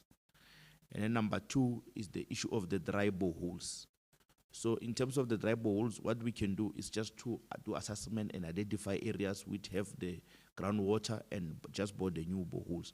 But we will do this, currently it's not on the approved budget. So this will be done only after the adjustment budget, which will happen in 2026, next year in February. The third one is the issue of crime. I think in most areas where we are providing water through the borehole, we are facing a high volume of crime wherein our transformers are stolen. So what we do, we are requesting to say during the IMBs and public participation, we have where we do the awareness and encourage our community to ensure that they protect the transformers that we put there. And then also to replace this, obviously it will need money, but then to some extent we do have the budget that can assist in terms of replacing this. But then I think what is key is to ensure that we do the awareness so that everyone in the community, they will know that they need to protect the assets that we put there. Because if they are stolen, they are the same people that will come and complain to say we are not getting water. And when we check what is the challenge, the root cause is the crime. Number four is the shortage of water intervention. So what we did on this one, I think we are on it, is the intervention by the executive mayor of having the normative Friday, where we ensure that all the old boreholes that are not that are broken, we get to fix them and then make sure that they come to assist the community. In terms of the stolen transformer, I've already reported to say we reported the matter to South African Police Services and also to ESCOM so that they can replace, although it will happen at a cost. And then we are also trying to say when we replace the transformer, maybe we need to relocate them to areas where they'll be close to the people and where we'll have people that can be able to safeguard them and protect them, and if possible, report where they suspect that they can be a crime. And then also the fact that we have planned to also put the capital project that we will say we'll implement in 2026-2027 financial year after our technical reports are approved, so that they can be, we can utilize either the MIG, municipal infrastructure grants, or WISIG grants. If possible, we will see whether we cannot augment that project through our MIG. In conclusion, we are saying in Mopani, we have started with the program of Operation Fix All, where we fix all the boreholes in Mopani District Municipality and covering the entire district, which will include Greater Letaba Municipality for all the villages that we are reporting on, Refilwe Village and Nagambe Village. And then again, we have observed that most of the areas, especially the new stands or the new development, where the committee members are crossing the streets, were crossing the street to get water. Hence, the MDM or Mopani will plan to drill the new boreholes to assist and yeah. And then we are saying the new boreholes are procured or drilled, and we are and are being installed, which will assist in augmenting the current situation of water shortage in the villages. Thank you very much. That's the end of my presentation. Thank you very much. I think I can now give this opportunity to Mayor Mamanyoha also to on issues that affect our municipality. Thanks very much, and once more greetings to the honorable members. One, in order to respond to the issues that affect ourselves as Greater Letaba in the petition that we have received, we also want to give a background of our municipality. On the petition, there are two key issues that our municipality deal with them on the daily basis. It is your road and the issue of the electricity. We want to indicate to this house that Greater Letaba municipality has been a municipality that has experienced growth in terms of the population, but also in terms of the settlements, which give us a challenge in terms of the revenue. Where we are in terms of the municipality, we depend on the equitable shares and the revenue, because Greater Letaba municipality has got almost 132 villages and there are 3 urban areas where as a municipality we are able to provide services.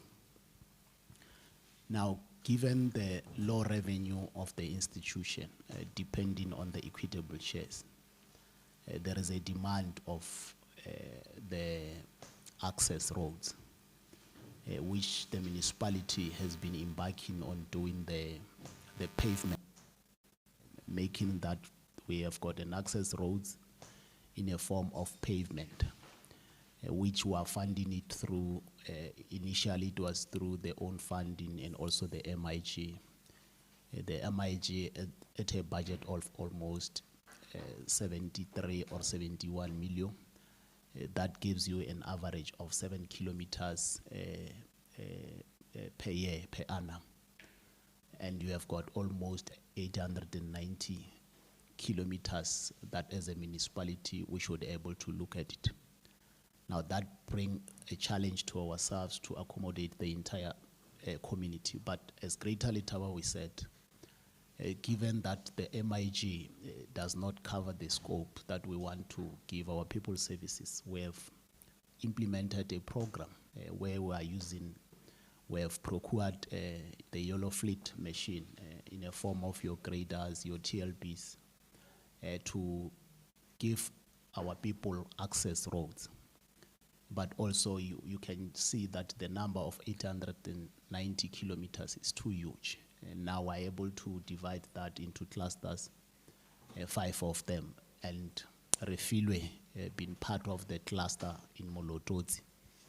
It's part of those that are benefiting through the program of regraveling, where as a municipality, we have got graders, but also we have augmented the work of regraveling by outsourcing one of the work of making sure that our internal streets are graded on its entirely. We have got a 3 months or a 3 months program that we grade in all our communities on a quarterly basis to make sure that we do have these access roads in our communities.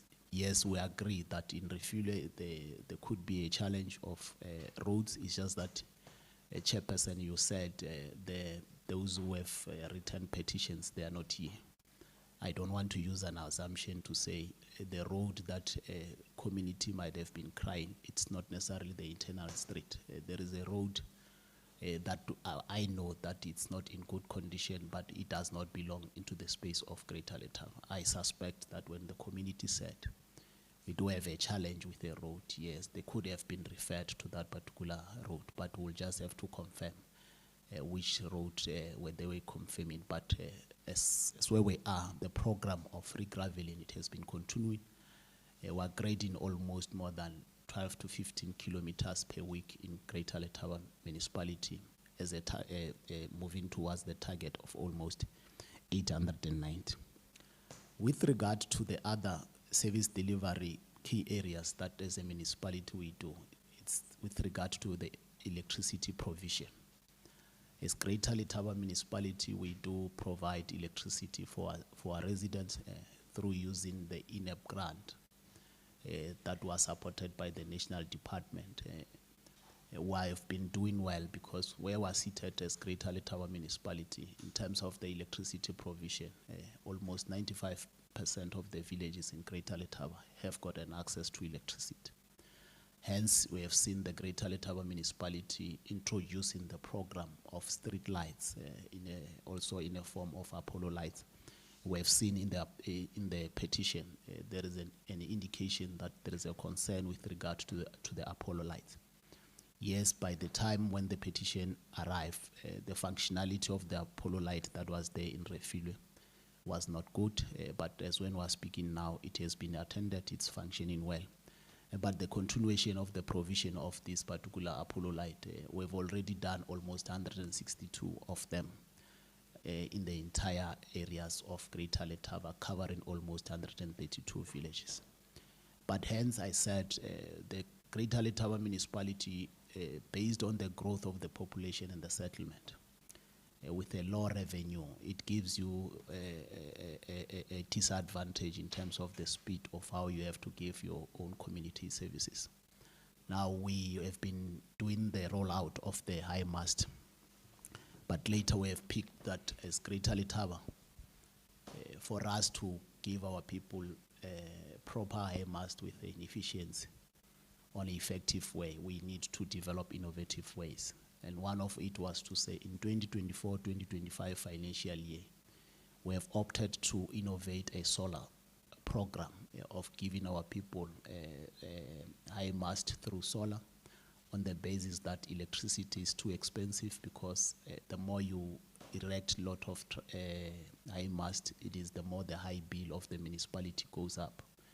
Having checked the bill of the municipality that we pay ESCOM on a monthly basis, we resolved that we should find a way to say, how do we solve this particular problem so that we can give our people in majority? We said we are going to do the solar, and we have tried the two of them in this particular financial year, whether they can able to find reception, a good reception in our communities or not. And we believe that part of Refugee being benefited through the electricity high mast. There will be also the ones that will be considered as when we are moving forward, if this kind of a project of a solar farm, a solar system, that it can able to work in our communities. With regard to the other one, mostly if you have heard the Mopani district responding to issues of water, it's more similar to the issues of the giving our people houses, the RDP. We come as a collaborative institution, meaning you depend on the budget of other institutions for you to make sure that we are able to deliver good services. And that's the reason why we're saying, as much as we acknowledge the petition of the RDP houses, I think my acting municipal manager will dwell much on it because it's his space. But we also want to register that Greater Letaba has got almost more than 3,000 backlog of the houses that are needed in that particular space, and of which it's on the basis of the high level of growth in the settlement, but also in the population. That is I think I might have covered some of the things that I felt that this House should be able to hear, but I'm going to give an opportunity the acting municipal manager, Ndate Posa, to deal with some other issues that need your attention. Thanks very much.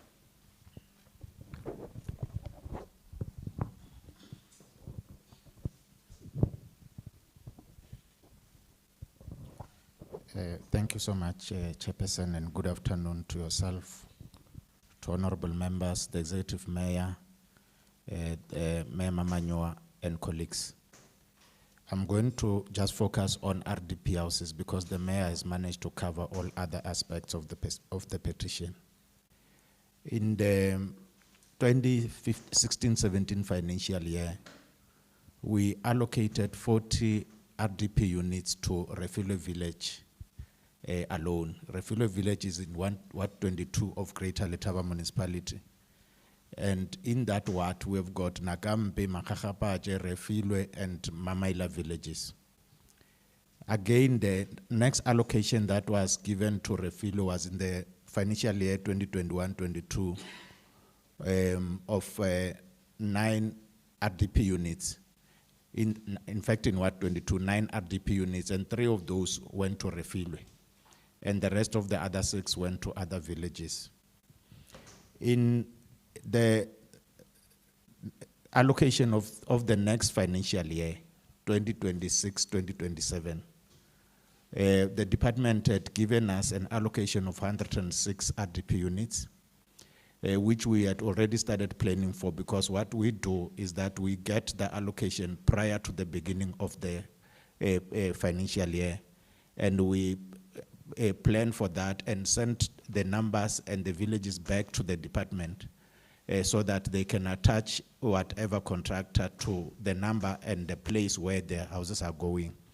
Now, once we had planned for the 106 units, we then got another letter that says we must reprioritize because the 106 units have been cut into just a little less than a half to 51 units.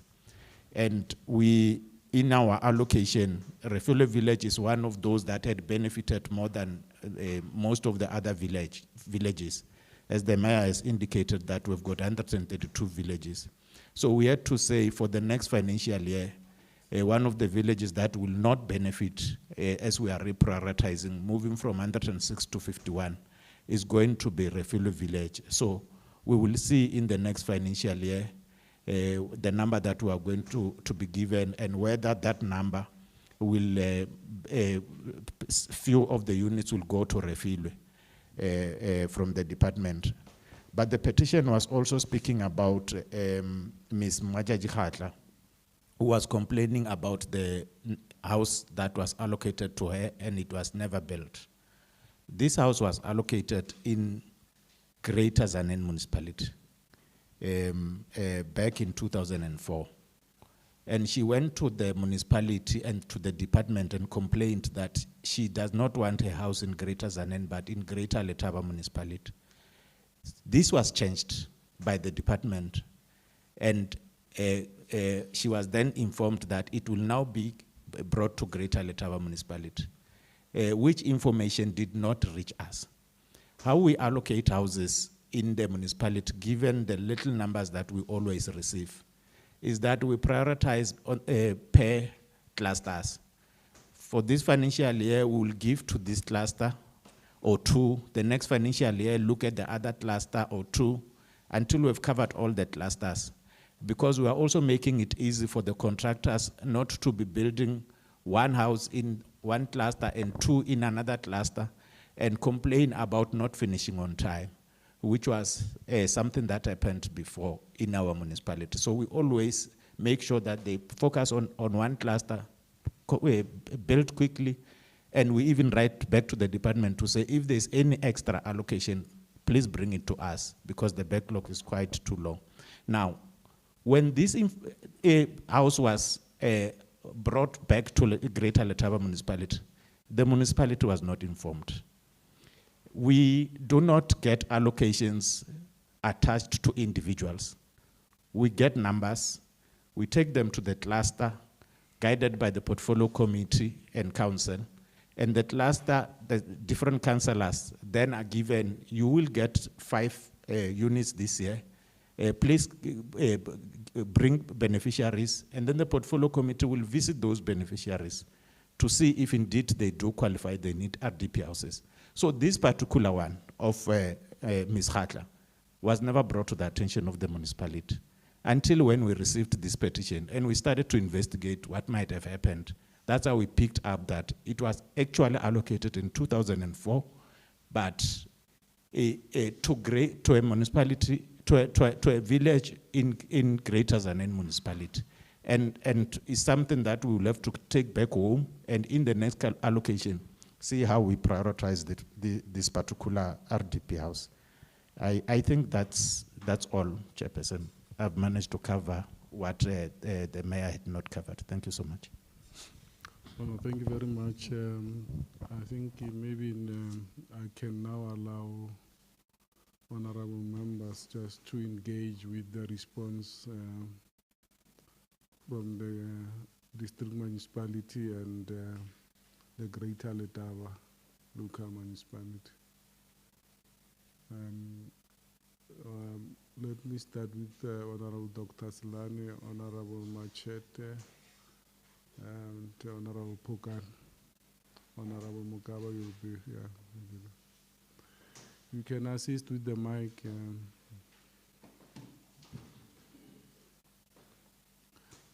No, give it to Honorable Dr. Slani.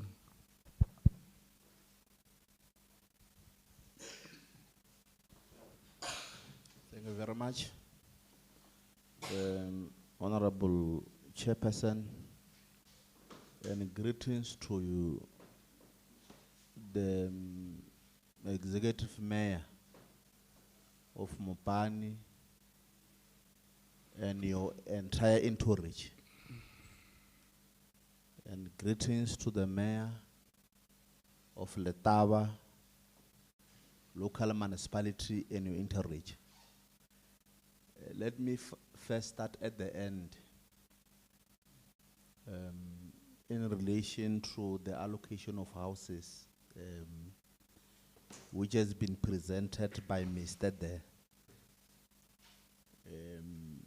which I hope and believe that the presentation was so eloquent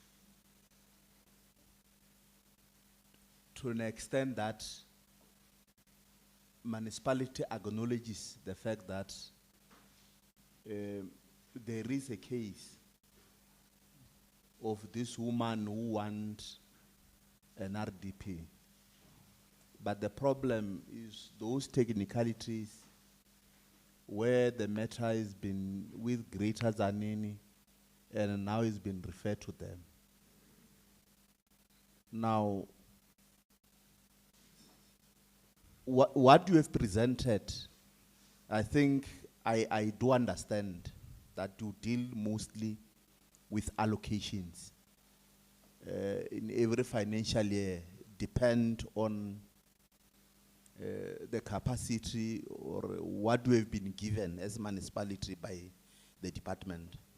But now, my interest, insofar as the case is concerned, is that probably we need to change strategy insofar as the allocation is concerned with regard to this woman. Because I know that normally when you allocate, like what you have indicated, you allocate, you just give a cluster that no, these are the houses, you give them and so forth. But this is a special case altogether, which I want to appeal, Honorable Chair, that probably the mayor need to take an initiative on this particular case, because the municipality now is aware that there is this case which is pending, and this case is almost 20 years.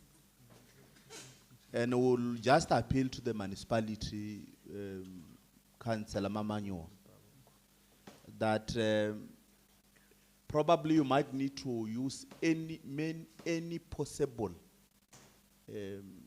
avenue to ensure that we close the case, because I don't think that is that much of a big problem. We've seen you building houses, and in these cases, it's a case where I do not think that we must just put it together with those cases that you normally do insofar as the allocation is concerned. This one, I do think, given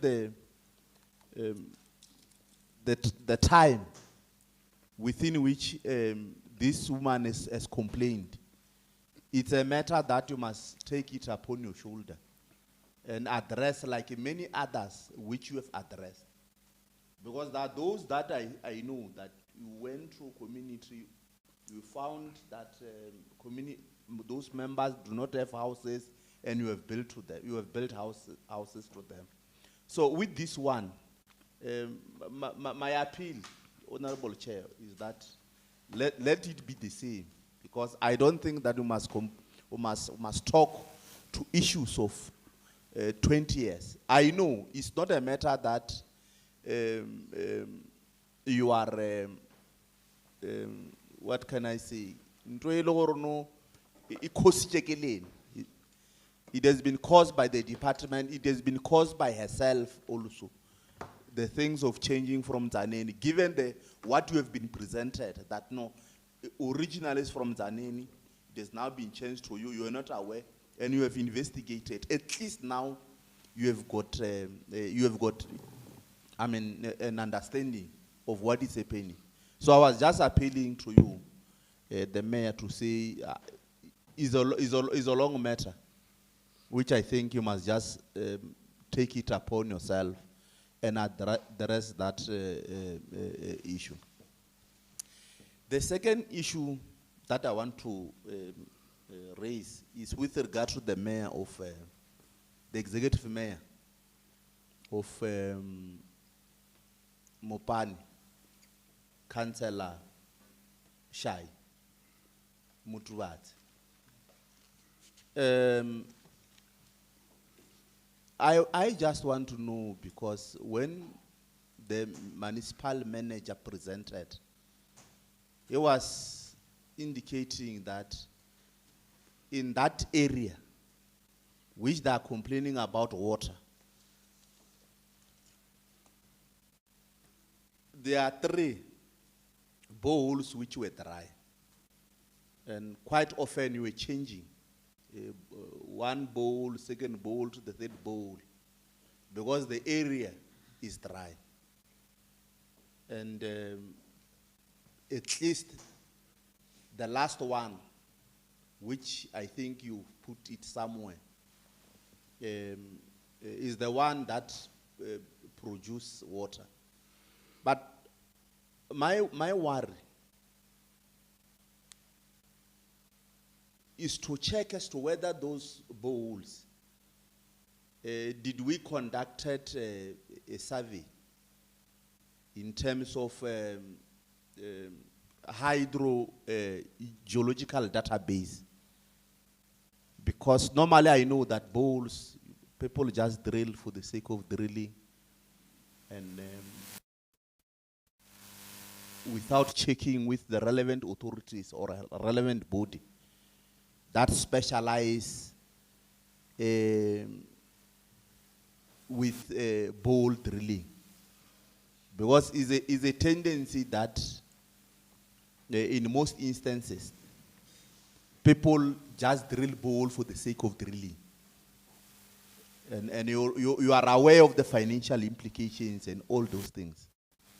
That many bowls were drilled and they are not producing anything. And as a result, it becomes a problem to our problem. But also with regard to that drilling, I want to get whether was there any, geological reasons why these bowls are failing in actual fact to produce, especially those 3 ones are failing to produce water. Because to say the area is dry might not necessarily be the complete answer, because you have drilled the first one. You should have detected, Mr. Solo. I think this comes to you. The MM does not know this thing. You should have detected that here there is no water and there is no need to drill the borehole. So is there any geological reasons if you have identified? Because also the same, on the same matter, these boreholes at the same time should be verified. Do you, in normal instances, do you do the same? Because advantageously, I come from Opan. I know in where I come from, Trigilai, those bowls, they do not produce anything.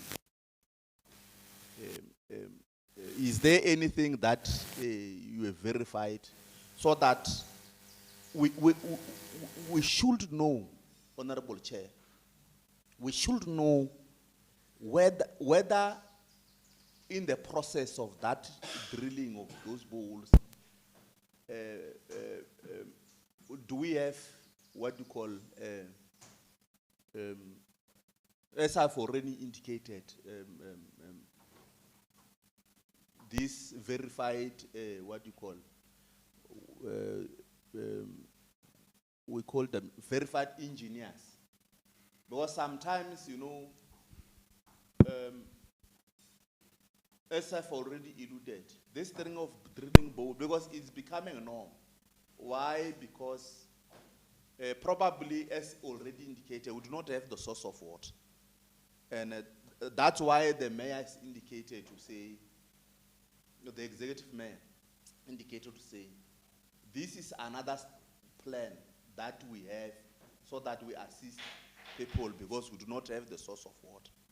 So I just want to know whether these people who are verified, those geologists, were there to verify whether this is good for these bowls when they produce water. Are they good for human consumption or not? Again, in terms of the environmental impact assessment, when you do such drillings of bowl and so on, are we sure that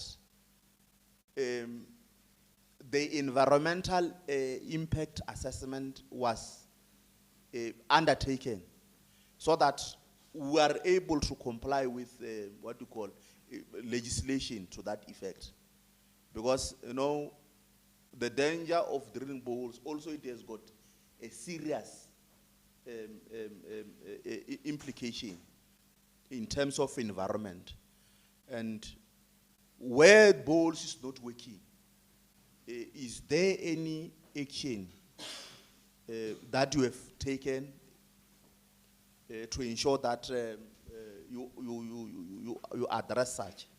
Because if bowls are not working, obviously you might have another plan in that regard to assist our people with water.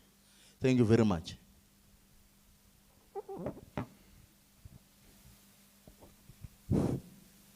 Thanks very much, Machete Pesi, member of this committee. Just to appreciate the program in relation to operational fix all or operation fix all. To try and augment on areas in which there's a struggle in terms of getting services in the form of water. It's a very living program that all of us are witnessing, and it is capable of yielding results. But then just to get a sense of some of the issues as part of the add on what Honorable Slan has raised, just on the issue of the dry village, because by implication it means that this village forever will rely on the midst of the other village. And that may, in the future, create problems when that other village says we don't have sufficient water and therefore we may not be able to provide to you. So I just want to check whether that is informed by any scientific report or any evidence that it's backed and that we could be able to rely, or is just an assessment that an individual has made based on what you might have experienced. And secondly would be on the issue with regard to the 800 households that is getting water and the 5th household that is not. Just to get a sense whether it's one village or it's an extension of this village that is getting water. And if it's an extension, what is it that you intend to do to ensure that the 5th households that are not getting water are able to get water? In fact, what is a plan just to deal with that matter? There was a reference of the feasibility study conducted, and I think I must be corrected. Was it in relation to Refilwe village? If that is the case, what would have been the outcome of that feasibility study? And going forward, what is it that you intend to do with regard to the outcome of that feasibility study? But there was an issue that was also raised by the mayor of Letaba, Honorable Mamanyua, with regard to a road. And there was a statement made to the fact that perhaps that road may not be part of the Greater Letaba municipality. Just to check as to whether, in the view of the Honorable Mayor, where can we locate that road? So that we then have a sense in terms of who should be able to take responsibility if indeed the petitioner might have petitioned an institution that may not have that authority to respond to the issue. Generally, I think one could indicate that the reporting from the water authority in relation to the activities that are taking place, confidently we could say that part of the challenges that we are having with regard to water is receiving attention through this program, and it is a program that we should appreciate and intensify. Just on the part of the report of the municipal manager, Mupan, just as part of dealing with the reports going forward, just to avoid, I think, because we are listening to the report that represent an institution, and you should be able to give us facts in relation to what you are reporting. But the moment we keep on, this is what I think, it then makes us very difficult whether we should be able to deal with the issues that we are raising or not. But generally, we should be able to appreciate the work that is being done by the two institutions. Thanks very much.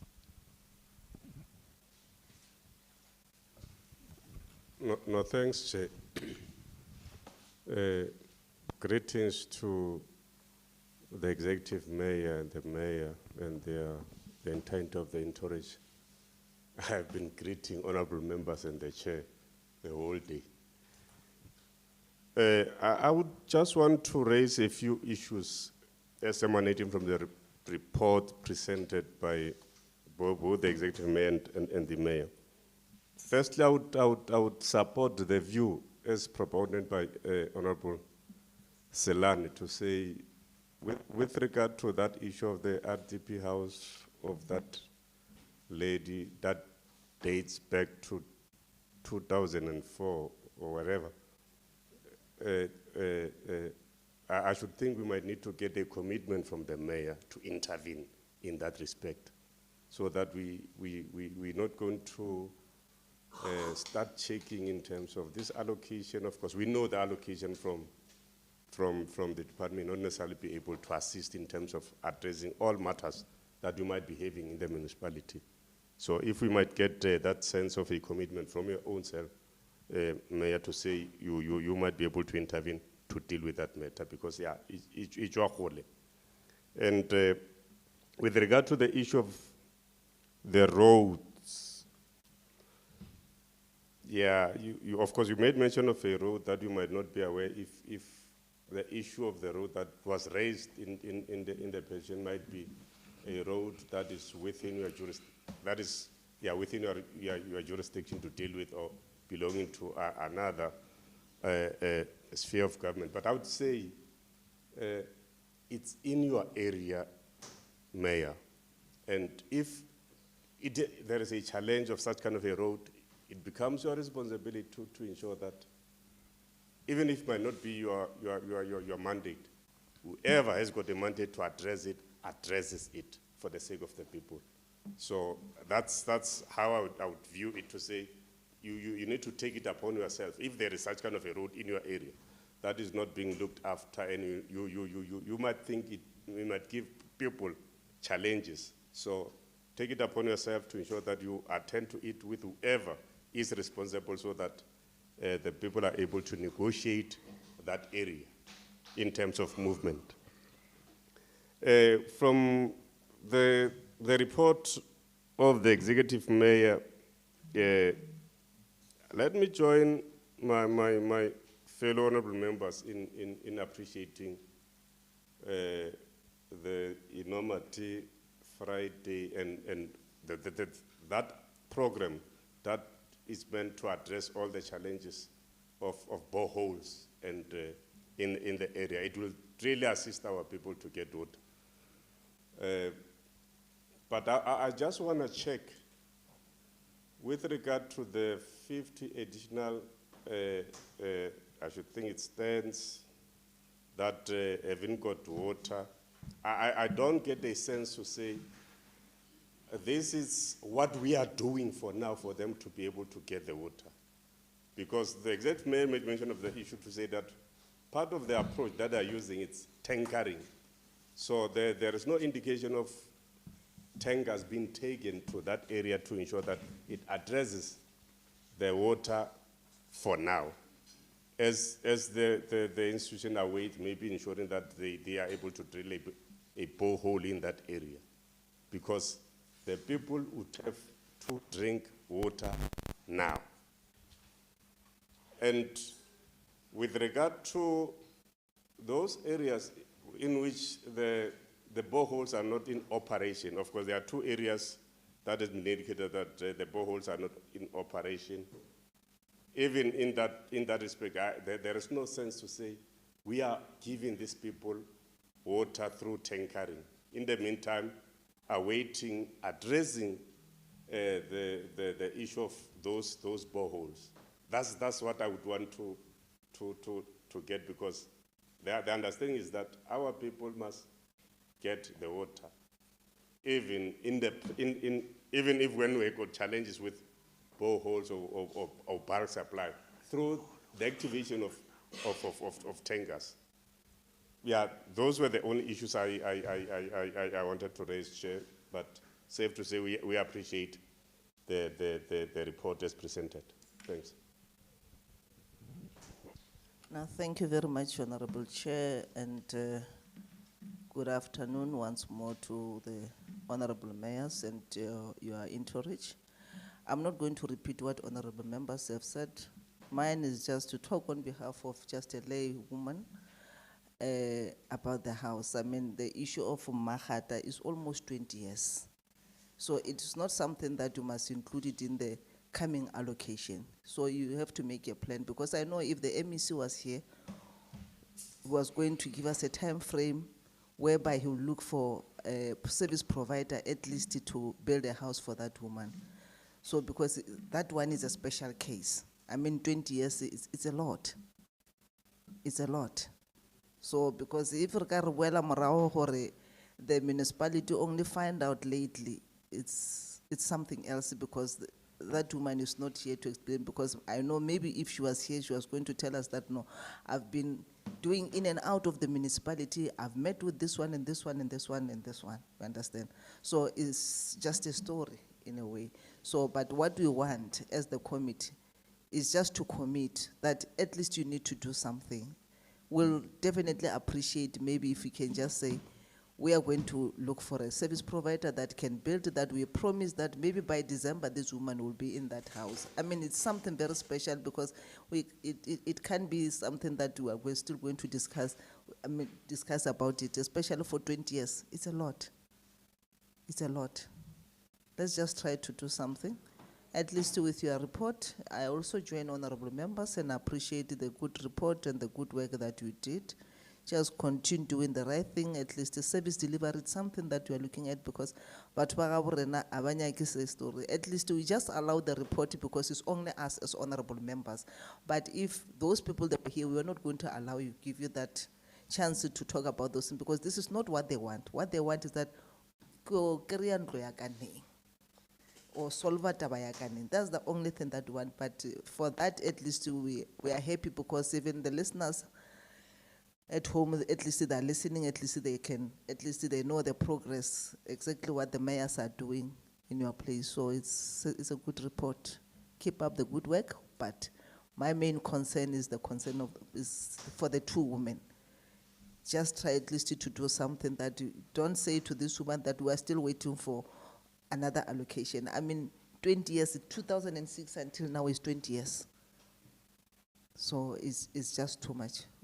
If you can just come up with something at least to assist a poor woman. Thank you very much.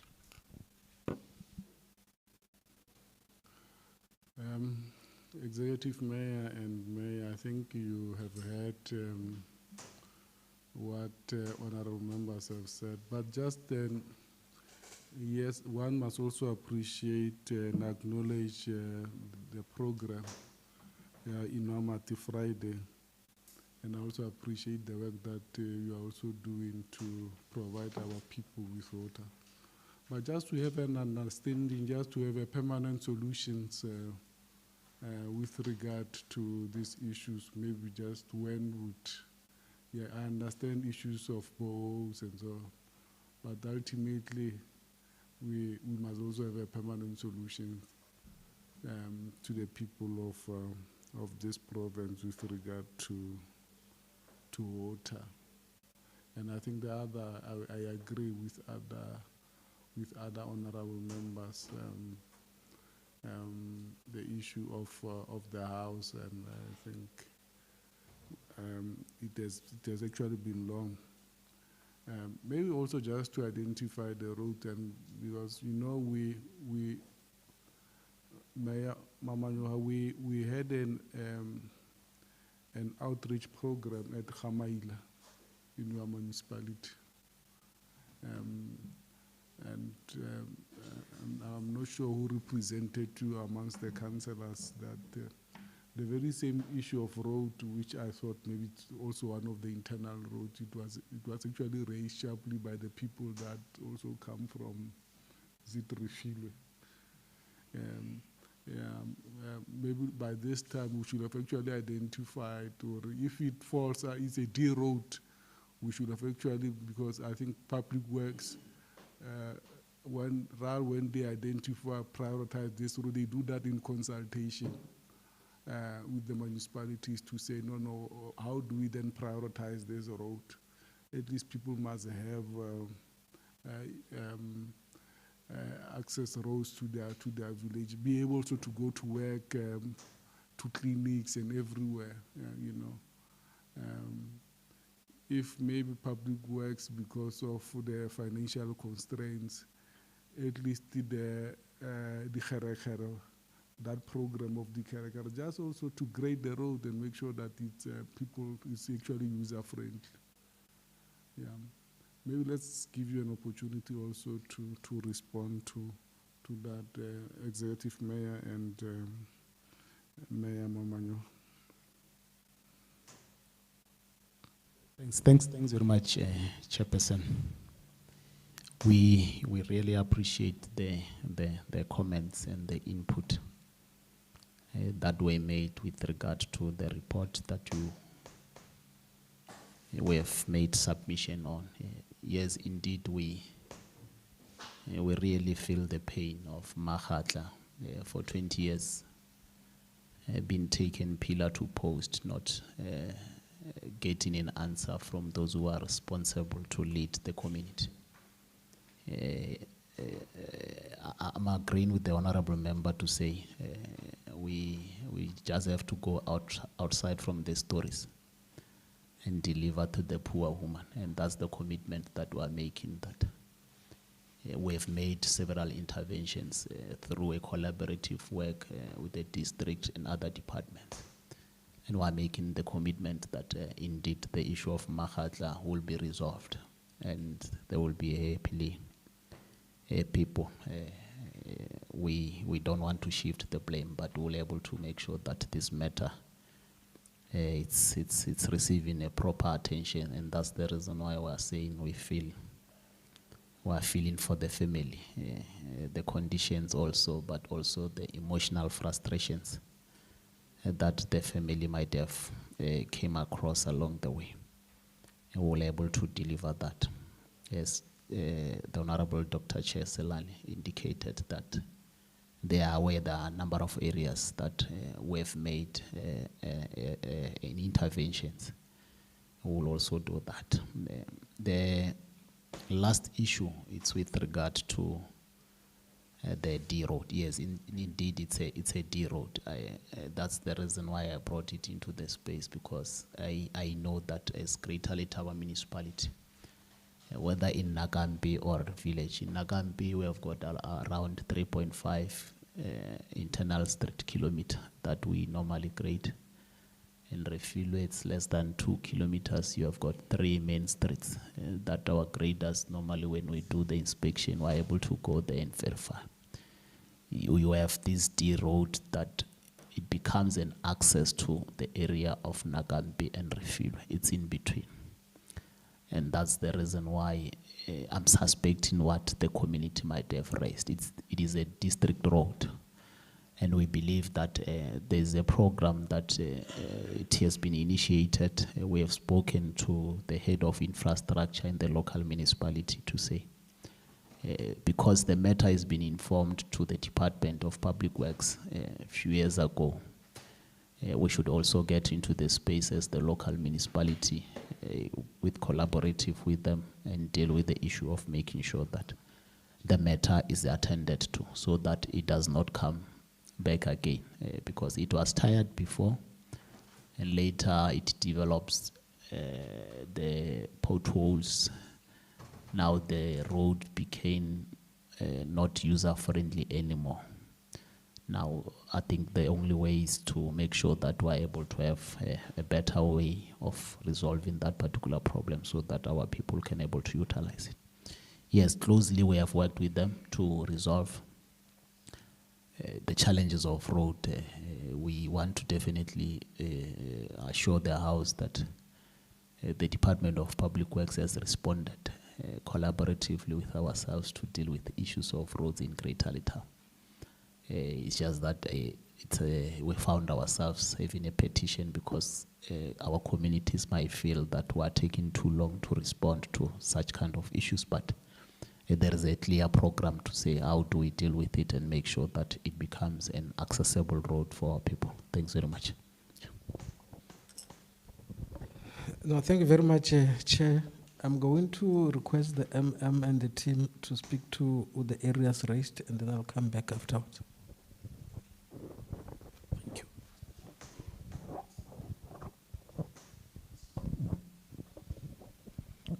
Thank you, Chairperson. Greetings to yourself and members, Executive Mayor, Mayor of Greater Letaba, and all members. Allow me to write on the protocol as observed in the interest of time. I am responding on the issue of the feasibility study that was conducted. Indeed, a feasibility study was conducted. It was around 2018-2019 financial year. And normally what happens is any feasibility study that's over 5 years, we need to review it.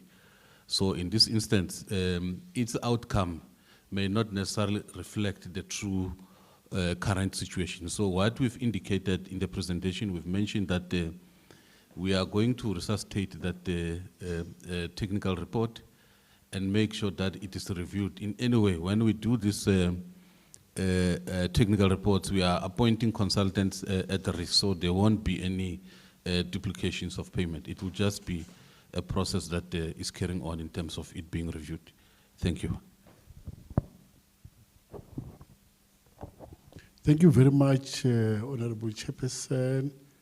I would like to rise on the protocol already established. I may as well go to add on what MM was presenting on Refilwe. There are 6 boreholes, currently 4 operational, with 1 borehole which has, the transformer has been stolen.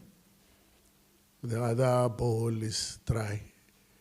And this 4th borehole, under the report that was presented, it's one of the boreholes that has been repaired under Operation Nwamate Friday. And also to go to what Dr. Slan at least had been, in fact, he asked a few questions, which at least I will respond it in this fashion. When the boreholes were drilled, what we're doing, when we drill boreholes, we test, we make 2 types of tests. The other one is yield. The yield of the boreholes, testing at least, after drilling, do we have water in the borehole? Excuse me. Do we have water in the borehole? So that's called a yield. So when you test, you check how long, even when you get water, how long does it take to recover? So that one is called a yield borehole. The one for quality, at least we take water, at least we analyze in terms of, can we supply this water to the communities in terms of its quality, whether it's class 2, class 1, class 3. And I can inform you now that there are boreholes which, as Mopani, after testing the water quality, we realize that's not fit for drinking. We discontinue that borehole. That's first option. The second option, you will see at least we also do the package plant, which we call it reverse osmosis. Then we clean that water. That's what that is we normally do. There are even projects which are being completed where we did the reverse osmosis treatment works for the boreholes, which at least we are going to supply that water to the community after starting the project. I think we are going to commission some of these projects. Indeed, you are right. We are not doing EIA on boreholes. But what we are doing, at least when we appoint service provider, we was going to do the geohydrological to assess the water availability under the ground. What the machine will show you will show either positive or negative. So in most cases, we request the driller to drill a little bit deeper. Currently, we do up to 120. If it drills water, if it doesn't get, because in most cases, you find that the aquifer, which is having water, might need you to go a little bit deeper in that space.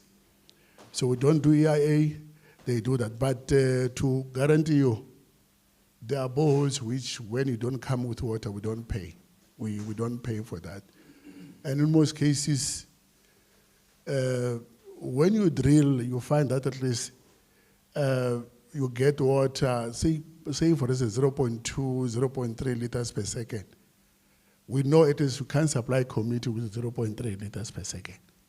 This is one of those that we say, no, at least we were not paying. At least 2 liters, 3 liters per second. But we also look at how long does it take to recover that borehole. I'll give you an example. If the borehole, at least you are pumping 30 minutes, it's dry. The recovery, it's almost maybe, because you look at recovery, you look at least how much is the water. If it takes 4 hours, yes, we allow that borehole to continue. Because 4 hours, you can pump for 3 hours, your tank is full, then at least you allow the borehole to recover. So normally, at least how we do that in that space.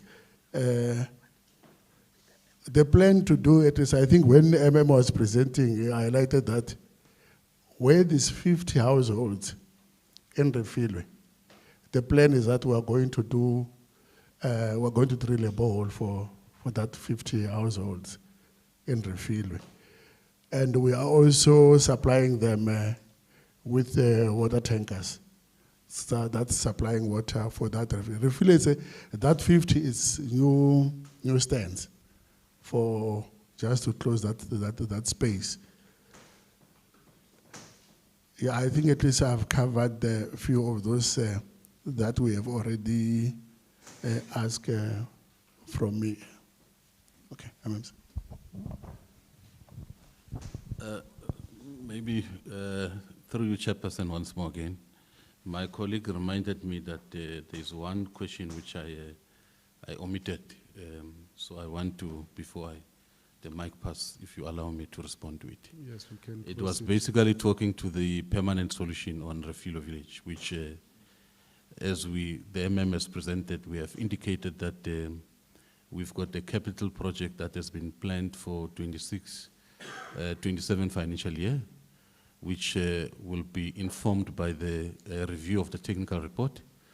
And once that technical report is implemented, we are going to implement a project which will be a permanent solution of Refilo Village and the surrounding villages that are within that area, which will be to make sure that the source is developed, and then we construct the command reservoir, storage tanks, and also do the reticulations and come up with yard connections, and then in the end prepaid meters, and then we'll be able to do cost recovery in that area.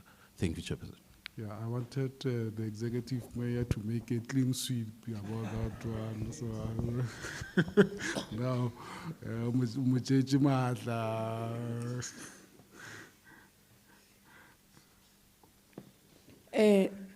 Thanks, Honorable Chair, and also greetings to the honorable members led by yourself.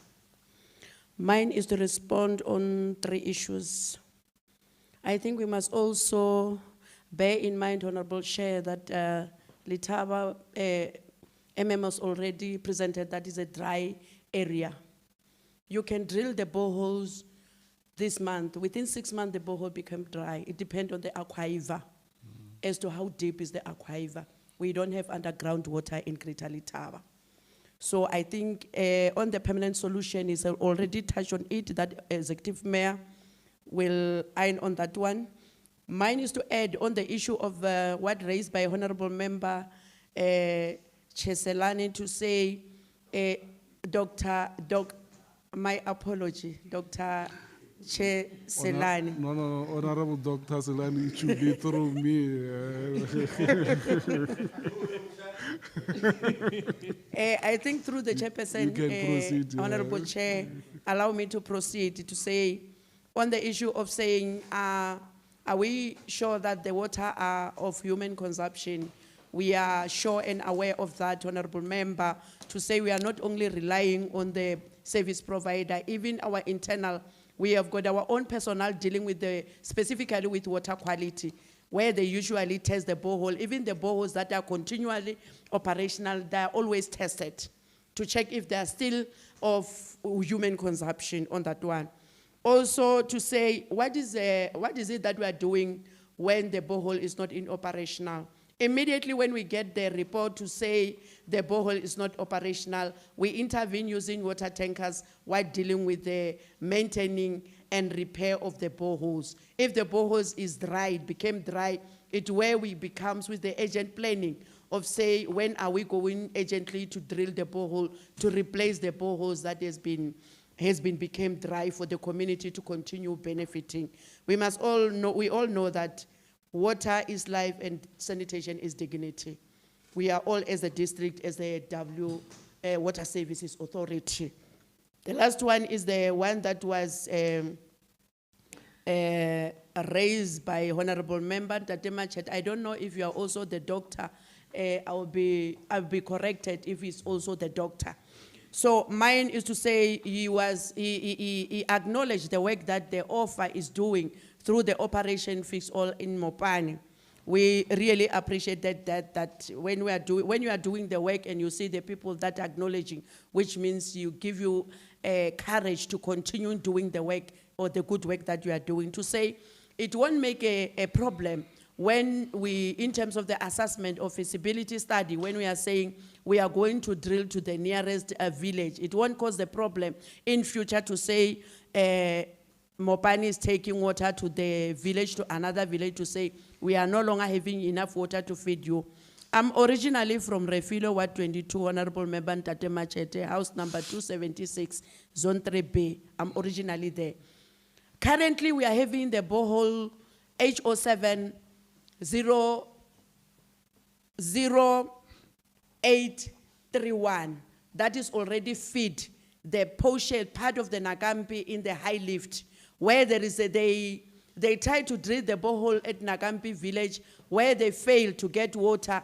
Then we are sharing the borehole with Nagampi, where it feeds the reservoir that is at Nagampi. That we saw it will be very much easy, Honorable Chair, to drill a borehole specifically. That will be, the pipeline will be direct to the reservoir that Nagampi, part of Nagampi is currently benefiting from it. So that's why we saw it that it is proper to get the Nagampi. The next area is Bichabelo, is not our, in terms of the demarcation, it's fall under Greater Giani municipality. The next area or the next village is Refile, where we have drilled 6 boreholes. It's only 1 borehole that is dry. So all the boreholes are all operational with a lot of water on them.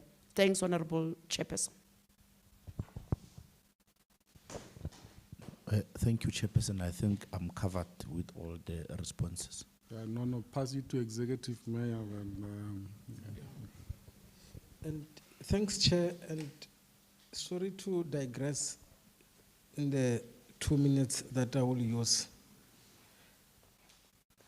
In terms of the degree of severity, if you look at Bapalavorwa, Maruling, Tsanin, our 2 offenses are Giani and Letaba.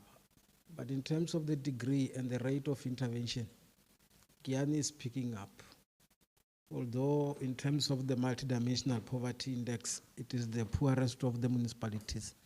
But with regard to availability of water, Letaba is hard hit because of the no source factor. The studies that has been done over time has made us to come and appreciate that you have to explore options that can give the people water, other than the 3 that I was giving. Look, Giani, we can go to Nandoni, get something, to Nsami, purify and give. But Letaba is not doing good, the battles that we are dealing with. But in Letaba, they are trusting police as their source, and there are litigations there from the irrigation board. You mentioned ZZ2's operations at that level, which you are dealing with.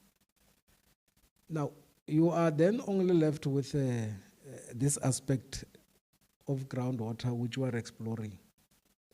If you zoom into the Hoses area, the project that we are running there, the Hoses regional water supply, we are drilling boreholes in different communities, channeling water into reservoirs, and then we give water into the yards. Those are the options that which we have explored, and they are working. If you zoom again into Letaba, we explored what we refer to as sand water extraction. We're going into the river, drill into the sand, put submersible pipe, draw water, and then give communities of Kuranta a skimming.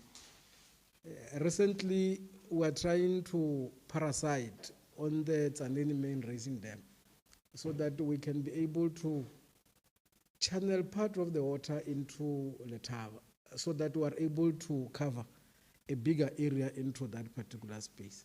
Now, there's other interventions that which we are bringing that are able to alleviate the current dynamics that which are there. We've made a commitment to the mayor. Of course, as a district, constitutionally, we have an obligation to support local municipalities. We've given all of them water tankers, they're not enough. But we've also said we will have our own water tankers, which will also deploy to Letaba to refeed that small portion which we're talking about, so that they don't wait for 7 days before they get a water tanker running, and we are able to complement that particular aspect. We'll be privileged on Thursday. The Premier will be joining us when we hand over a water project of Inomati in Tsaneni, Roland community. More than 1,200 households. This is reticulation in the yard. They're getting water from the Tuas Dam through the command reservoirs in Huetsi, Machilwane, to Roland. Those are going to get sustainable water. But then we have to deal with the ones that which are still in the sharing space, where they get water 3 days, 4 days, and we, from our operation maintenance team, we should be able to manage that. Our view is, because we are getting overwhelmed by requests from communities, that we see you in this village with your nomad. Can you come to, including what they, the new Rita, they've already overwhelmed us that here we need a new borehole into that reservoir. This 800 household here, they will be able to help us. So these are part of the ongoing matters we are trying to do as we intervene in the lives of our people. Thank you very much. No, thank you very much. Okay, Honorable Pugal. Yeah, ki lekanya ka go gore ke gopele pele executive mayor a araba, but I should think he partly covered me because I was give a problem, Chair, to say representation and the responses paint a picture. E leng gore gore batho ba abana challenge ya mates. So, but in the answers that were provided by the executive mayor, of course, he delved into issues of the frequency. Of course, I was going to raise the question to say, how frequent, like with the tankering and so forth, are you able to supply the people with water? Because if taking from the reports that you have pretended, they are they are shiny. You would say the people are getting water every day. So there was no. Of course, it confuses us if they came here to raise the problem of water. So I wanted just to check on frequency ya provide batho refill specifically, like in terms of tankering, the boreholes they are not in operation. It's a matter. Thanks, Chair. Honorable Chair, ke someone who like issue the feasibility study that was done for the past 5 years, but nothing was implemented. Because a feasibility study is money. So if there was nothing that was implemented, I think as the Honorable Mayor, something is to be done, because you can't just leave it like that. People must take responsibility of that. And my last question, Honorable Mayor and the other mayor. Nka no tle jiba nna fela mo go sna basadi, ro basadi ba babedi fela pele ra gatelela. basadi nke ba lo ke ja jitleng gore no bona go tletse basadi mo no ba only 1 2 ke banna fela. I don't think or they are comply even in your offices. No, thank you very much. That my concern was the issue of feasibility that was done and there was no implementation. So people must take responsibility because it's public money. Thank you very much. I think it's important just also just a mayor, executive mayor to take a bite. I mean, I get what tell DJ go all the senior managers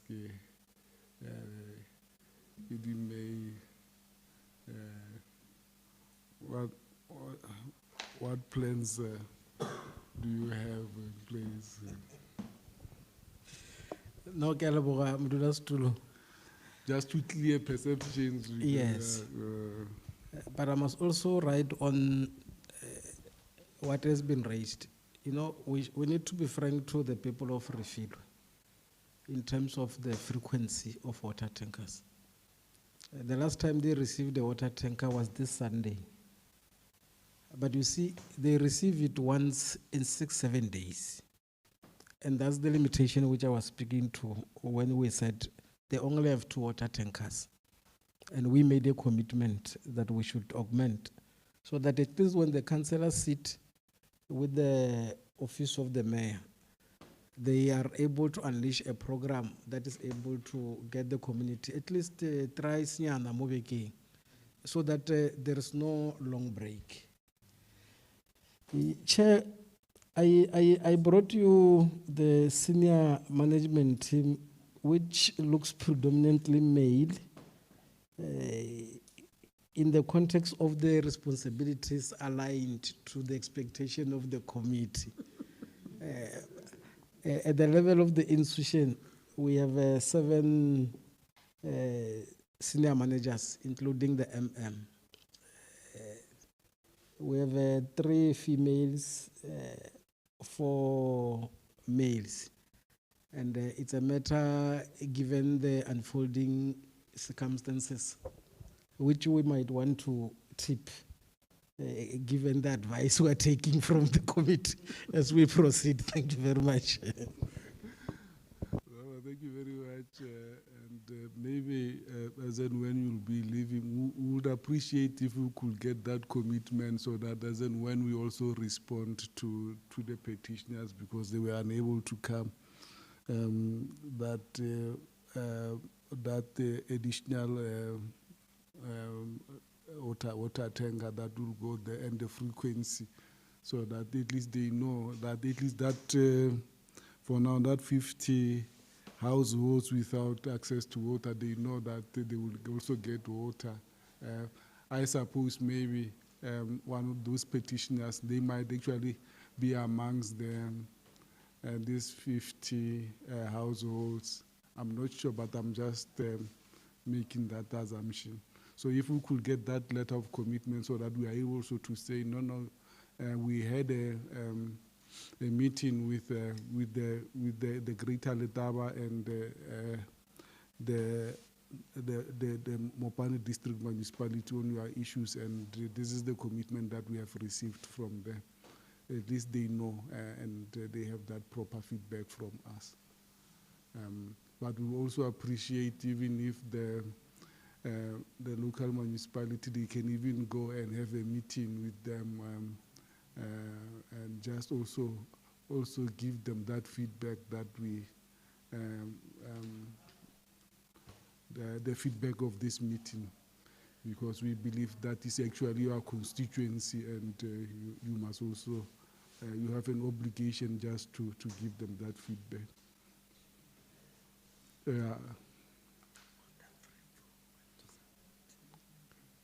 Yeah, no, the letter might not actually take long. I know the committee would normally appreciate time frames. I think if we can get it within 7 days, I mean, that letter, so that we are able to respond to the petitioners.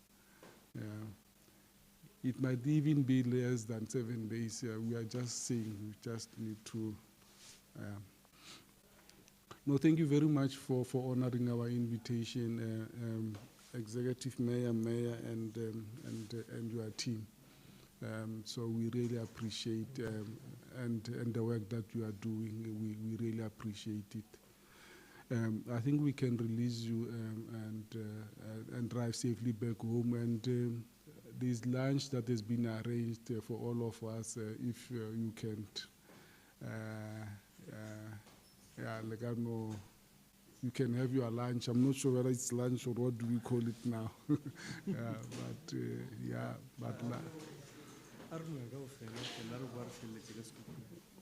Yeah, let's break for lunch.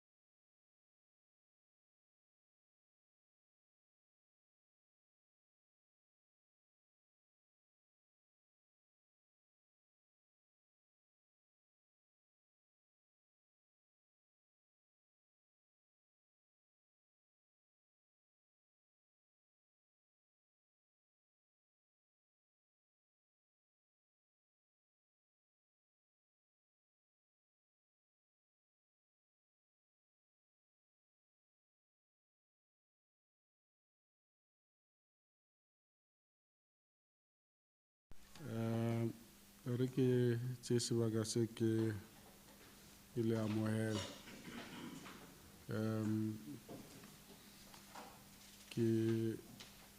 Ke no le tsebisa maloko a committee ya petitions. Nna ke Maurice Mataboge, ke modulasetulo wa yona committee.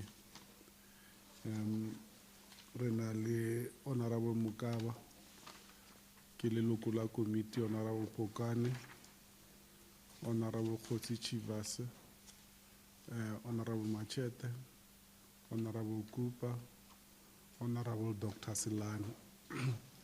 Ke maloko a yona committee. Re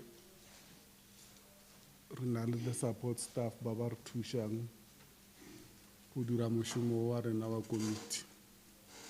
Ka ntlha ya nako a ke no ba letla re ba ikitšiše. Re be re lebeletše gore tshentse re be le masepala wa selete sa Sekhukhune.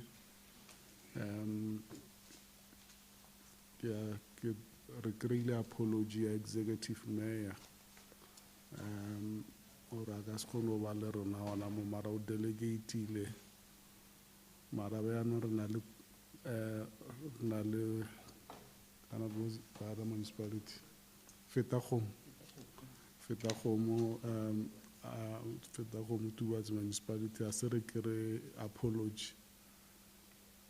Bjanong re na le ka mokgwa re šomang ka gona. Re prefera gore go tle bommeyara le ba municipal manager, accounting officers.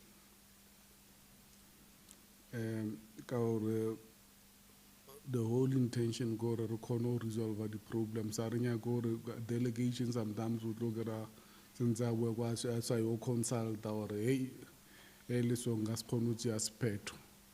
So that's why we prefer as a committee we must have the political head and the accounting officer of the institution. Now, normally what happens,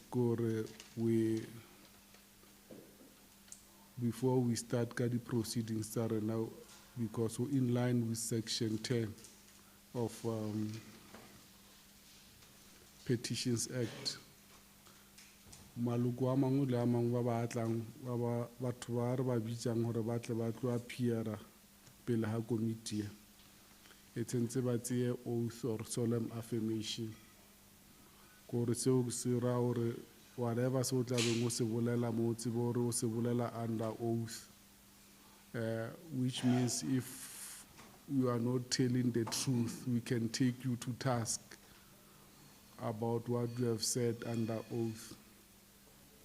Yeah, no, because re na le principal decision a re ka se kgone gore be re letšeise oath yana yanong, because re nyaka gore re be le di-petitioners re no ba kwešiše gore re nyaka gore a rabolla ya mathata a lena, mara re ka se kgone go dira seo ntle le gore bommeyara le bo municipal manager ba be gona mo.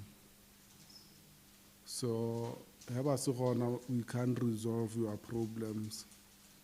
We understand only delegations, mara normally we prefer the political head and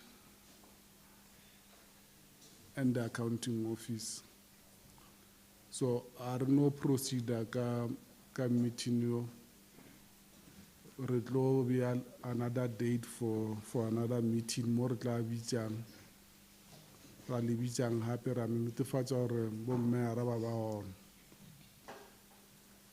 so that re kgone go rarabolla all your issues tse e le gore le tlile mo ka tsone. So re bone go le botlhokwa gore le tlwaele le tsene ka mo re kgone go le tlhalošetša gore le se ke la fela pele we will still resolve your issues. Mara we will follow our principle that we want the political head of the institution and the accounting officer of the institution. So re tlo no kgopela re no ikwishisha ka mokgwa. So re tla ka another date ra di tsebisha hore re tlo ba le meeting or le kopano ya mofuta o ne. Ya kwahala ke. Tobe. Honorable Cooper and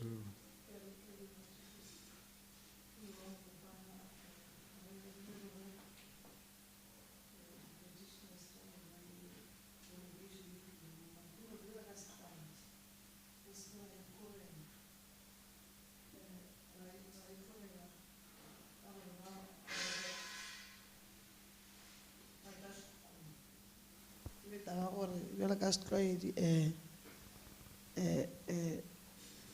baromiwa ba ka gore ke batlhaki ba itlhakela e ba goma mo ba ya gae le make sure ya gore ba fitlha jwang gae ba se tlhakiwa ke ba sa tlo boa ba kgone go seketša hela ya gore ba tle ba kgone go boa ka yona ka gore re ba tšea bjala ka batlhaki re ba belegeng ba boele gae ba be safe gore ba tle ba kgone re ba ihunetšego mo lethekeng ba kgone go boa ka yona beke e tlang re ba bitše ke a leboga ke setlwaedi sa komiti a le nyako go bolela gore tshwanela gore ke le tseise oath. Ya le nyako go bolela o tshwanela go se sengwe gape e ke tlaleletša Honorable to Honorable Kuba, especially with the petitioners tsa rena re sa oketša gape re le se ke be la fela pelo ge le tema yona le ikgathile mo le yang ngwana lo fetša le fihlile ka baka la re fetša re gakanega mo e le goreng ge bomeara ba rena ba sa attendi e ba bothata because the officials di ka no ba gona mara a re nyake di officials wo ke meeting ke political meeting I ke re nyaka mayor ka baka ka gore mayor o tšere oath a ba dumela gore le mokgethe gore yena o tlo emela setšhaba bjale ge go le so mo setšhaba sa borena se gakana kang gona ke ka mo re nyaka go mayor ka baka la gore a re nyake di-officials ka baka la gore a ke re ge re bolele le bona ba sa tlo a ba tlo re fa answera a ba ka se ke committee a re nyake batho ba gore ba tle ba theletše ba re sa ilo kwa rena ba ka kwa ba re nyaka mayor a duleng a ti committee gore yena o ile o dira sa gore le sa gore ka baka la re le bengabo ya gore le gane bjale ge re bolele le nna mo re life ya kere batho ba lebeletše kwa gae ya kere ba bona gore le go maga kae ba kgona go kala gore ga botsebotse baetapele ba rena ba tshwara setšhaba sa rena bjang akere ka rena re nyaka batle mo o tšewe sephetho go felele go bonagale gore ka nnete ke moemedi wa setšhaba mathata a le llang ka ona o santše a tšee sephetho mo a ke committee gore nna ke ya ke committee na a fetša go ke committee ka yena ntho enewe a re no dula fela ke re santse re tlo tseba gore ka nnete bommera ba e committee le ba phethagaditše tše di swantše go di phethagaletše setšhaba sa borena se llang ka tsona and a gopolo gore ntho nngwe ya bobedi gape ya gore le ikhwetše le tlile mo committing e a se taba gore le no emelela latla mo committing le thomile kwa go bona akere la se kry-e joy bjalo ge le sa kry-e joy mola le leng gona la kwešiša gore no e re e tšweletše pele re ye go legislature re iše taba ya rena gore taba rena e tle phethagale bjale re rata go lemoša gore mo le tlileng gona a la lahlega re ka no ba le gore o tšea nako mara a go tšee nako rena re phela re le gona se gore le rena rena mabaka rena le mabaka mara ge setšhaba sa borena se lla se re se a re nyaka re tlogela tše ka moka re tla ra theletšetše batho ba borena ba di nyakang so re phela re le gona mo ka baka la re santse re bone gore ya le thuša that is why re le se fele pelo yo fitlha mafelelong go se go e kae ene ge le boela morago a re re gore le tlo boa ngwago o tla le a boya go sekgale re ka no bala matšatši le dibekenyana or beke or matšatšinyana mara go boa gona e santse le boe mera ta dule mo a kgone go to committee a ke re a re nyaka gore re bolele le ba batla ba re ya re tla fihliša molaetša na a re nyake batho ba go tlo tšea melaetša ba go tlo theeletša bona ba theeletša ke tša bona mara na re nyaka go tšea sephetho a dule mo a re nna bjalo ka moetapele wa setšhaba nna bjalo ka motho o ke kgethileng go emela setšhaba sa ga borena gare ga dillo tša bona le mathata a bona gore ke tlo ba thuša ka se sengwe le se sengwe ene maikemišetšo ka gore setšhaba sa ga borena se seke be sa tšwela pele se lela re le gona bjalo ke ya to committee e se meya gore sa gore le sa gore le sa gore ke ya se phethagatša ya kwagala e bjale taswa ke re ke a tseba re go botlhoko o hwetša le tsamaya le lena le tlogetše mabaka a lena a botlhokwa le re le tlo phethagatša taba le fitlha mo ke tšona di-disappointment tše re kopanego le tšona mara a gona taba na a re fele pelo re bereka ka setšhaba le tlo no boa ba bona bomera ba dula mo ba theeletša dilo tša rena ra ba kgopela gore ba di-committee ge ba re fa matšatši ba re fe matšatši a bona rena ba re fa matšatši a maka ya gore re phethagatše and a ke re la tseba re ge ba sa phethagatše tše ba di tshepišang mafelelong ke nepele mokana e tlhola bothata bo bogolo a kere go motho a sa phethagatšeng kare ba re go bolela maaka bohlatse ba maaka o tla ka mo bolela tše se be go nnete ke eng ke record o ka ya kgolegong o ka fainiwa ka baka la dilo tšona tše motho ga ema mola a di-committee a tseba re le setšhaba se motheletše a yo phethagatša sa e committileng ka sona kare le batho ka kua ntle ke dijudge batho ba le ba leng ka kua ntle ba ba theeleditšeng gane bjalo ke dijudge a kere rena se rena dijudge rena re phuša gore at least dilo di diragale yalo re ne le matsogo metsi mara ge le ya lena transport ba masepala ba santse ba tšee responsibility ya gore le tle le kgone go bua gape ebile batho ba gabotse batho ba rena honorable chair ga ba swanela go gakana ga ba e tšwa ma ke re ba tšwa lefolo le le teng gabotsebotse santse ba thuše ka transport ka ba e tla mo go feta re batho ba modimo batle ba gantse le rena le batho ba le gore ga ba kgona go attenda ba bona ba tlile bomera ba tlile mara ba tlogetše batho morago bona ba modimo a bana transport ga bana selo it's very painful batho ba le ke batho ba ga borena so e le ka ba thuša la ba kuka bjalo ka bana ba bolena gore mo le yang gona le bona ba kgone go fitlha gore tše di go tle di kgone go solvega so le gane bjalo re sampane re sa ba kgopelela gore a ba fitlhe gae ba be ba tle ba kgone go bua ka tšatši le re tla ba re tlo lefa lona ke a leboga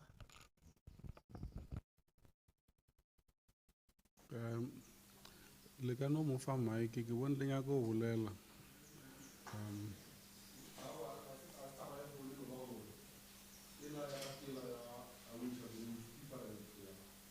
ya ba rutlile ka morago a bone gore o tsene ka morago šetše le le point of law ga sa kwešiša developments no a ke re meyara ga a gona so meyara ga a gona and a se re kgone go kry apology ya hae mara meyara wa executive mayor o re ngwaletše lengwalo gore a ka se kgone go ba gona today councilor Matlala membera meyara committee o tlane go ba gona mara bjanong ke be ke tlhaloša gore re nyaka meyara ka sebele le municipal manager so that's the reason ke nagana di kwagetše se ke ra fela pele re tla rentša gape masepala ba ba leng gona mo delegation making sure gore our petitioners ba kgone go fitlha gae as ka mokgo honorable kupa ba le tlhalošetša gore re bereka bjang di kwagetša ke re ka lelokolola tobe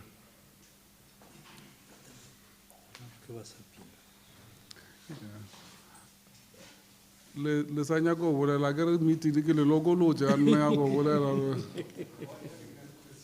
o bolela o botšiša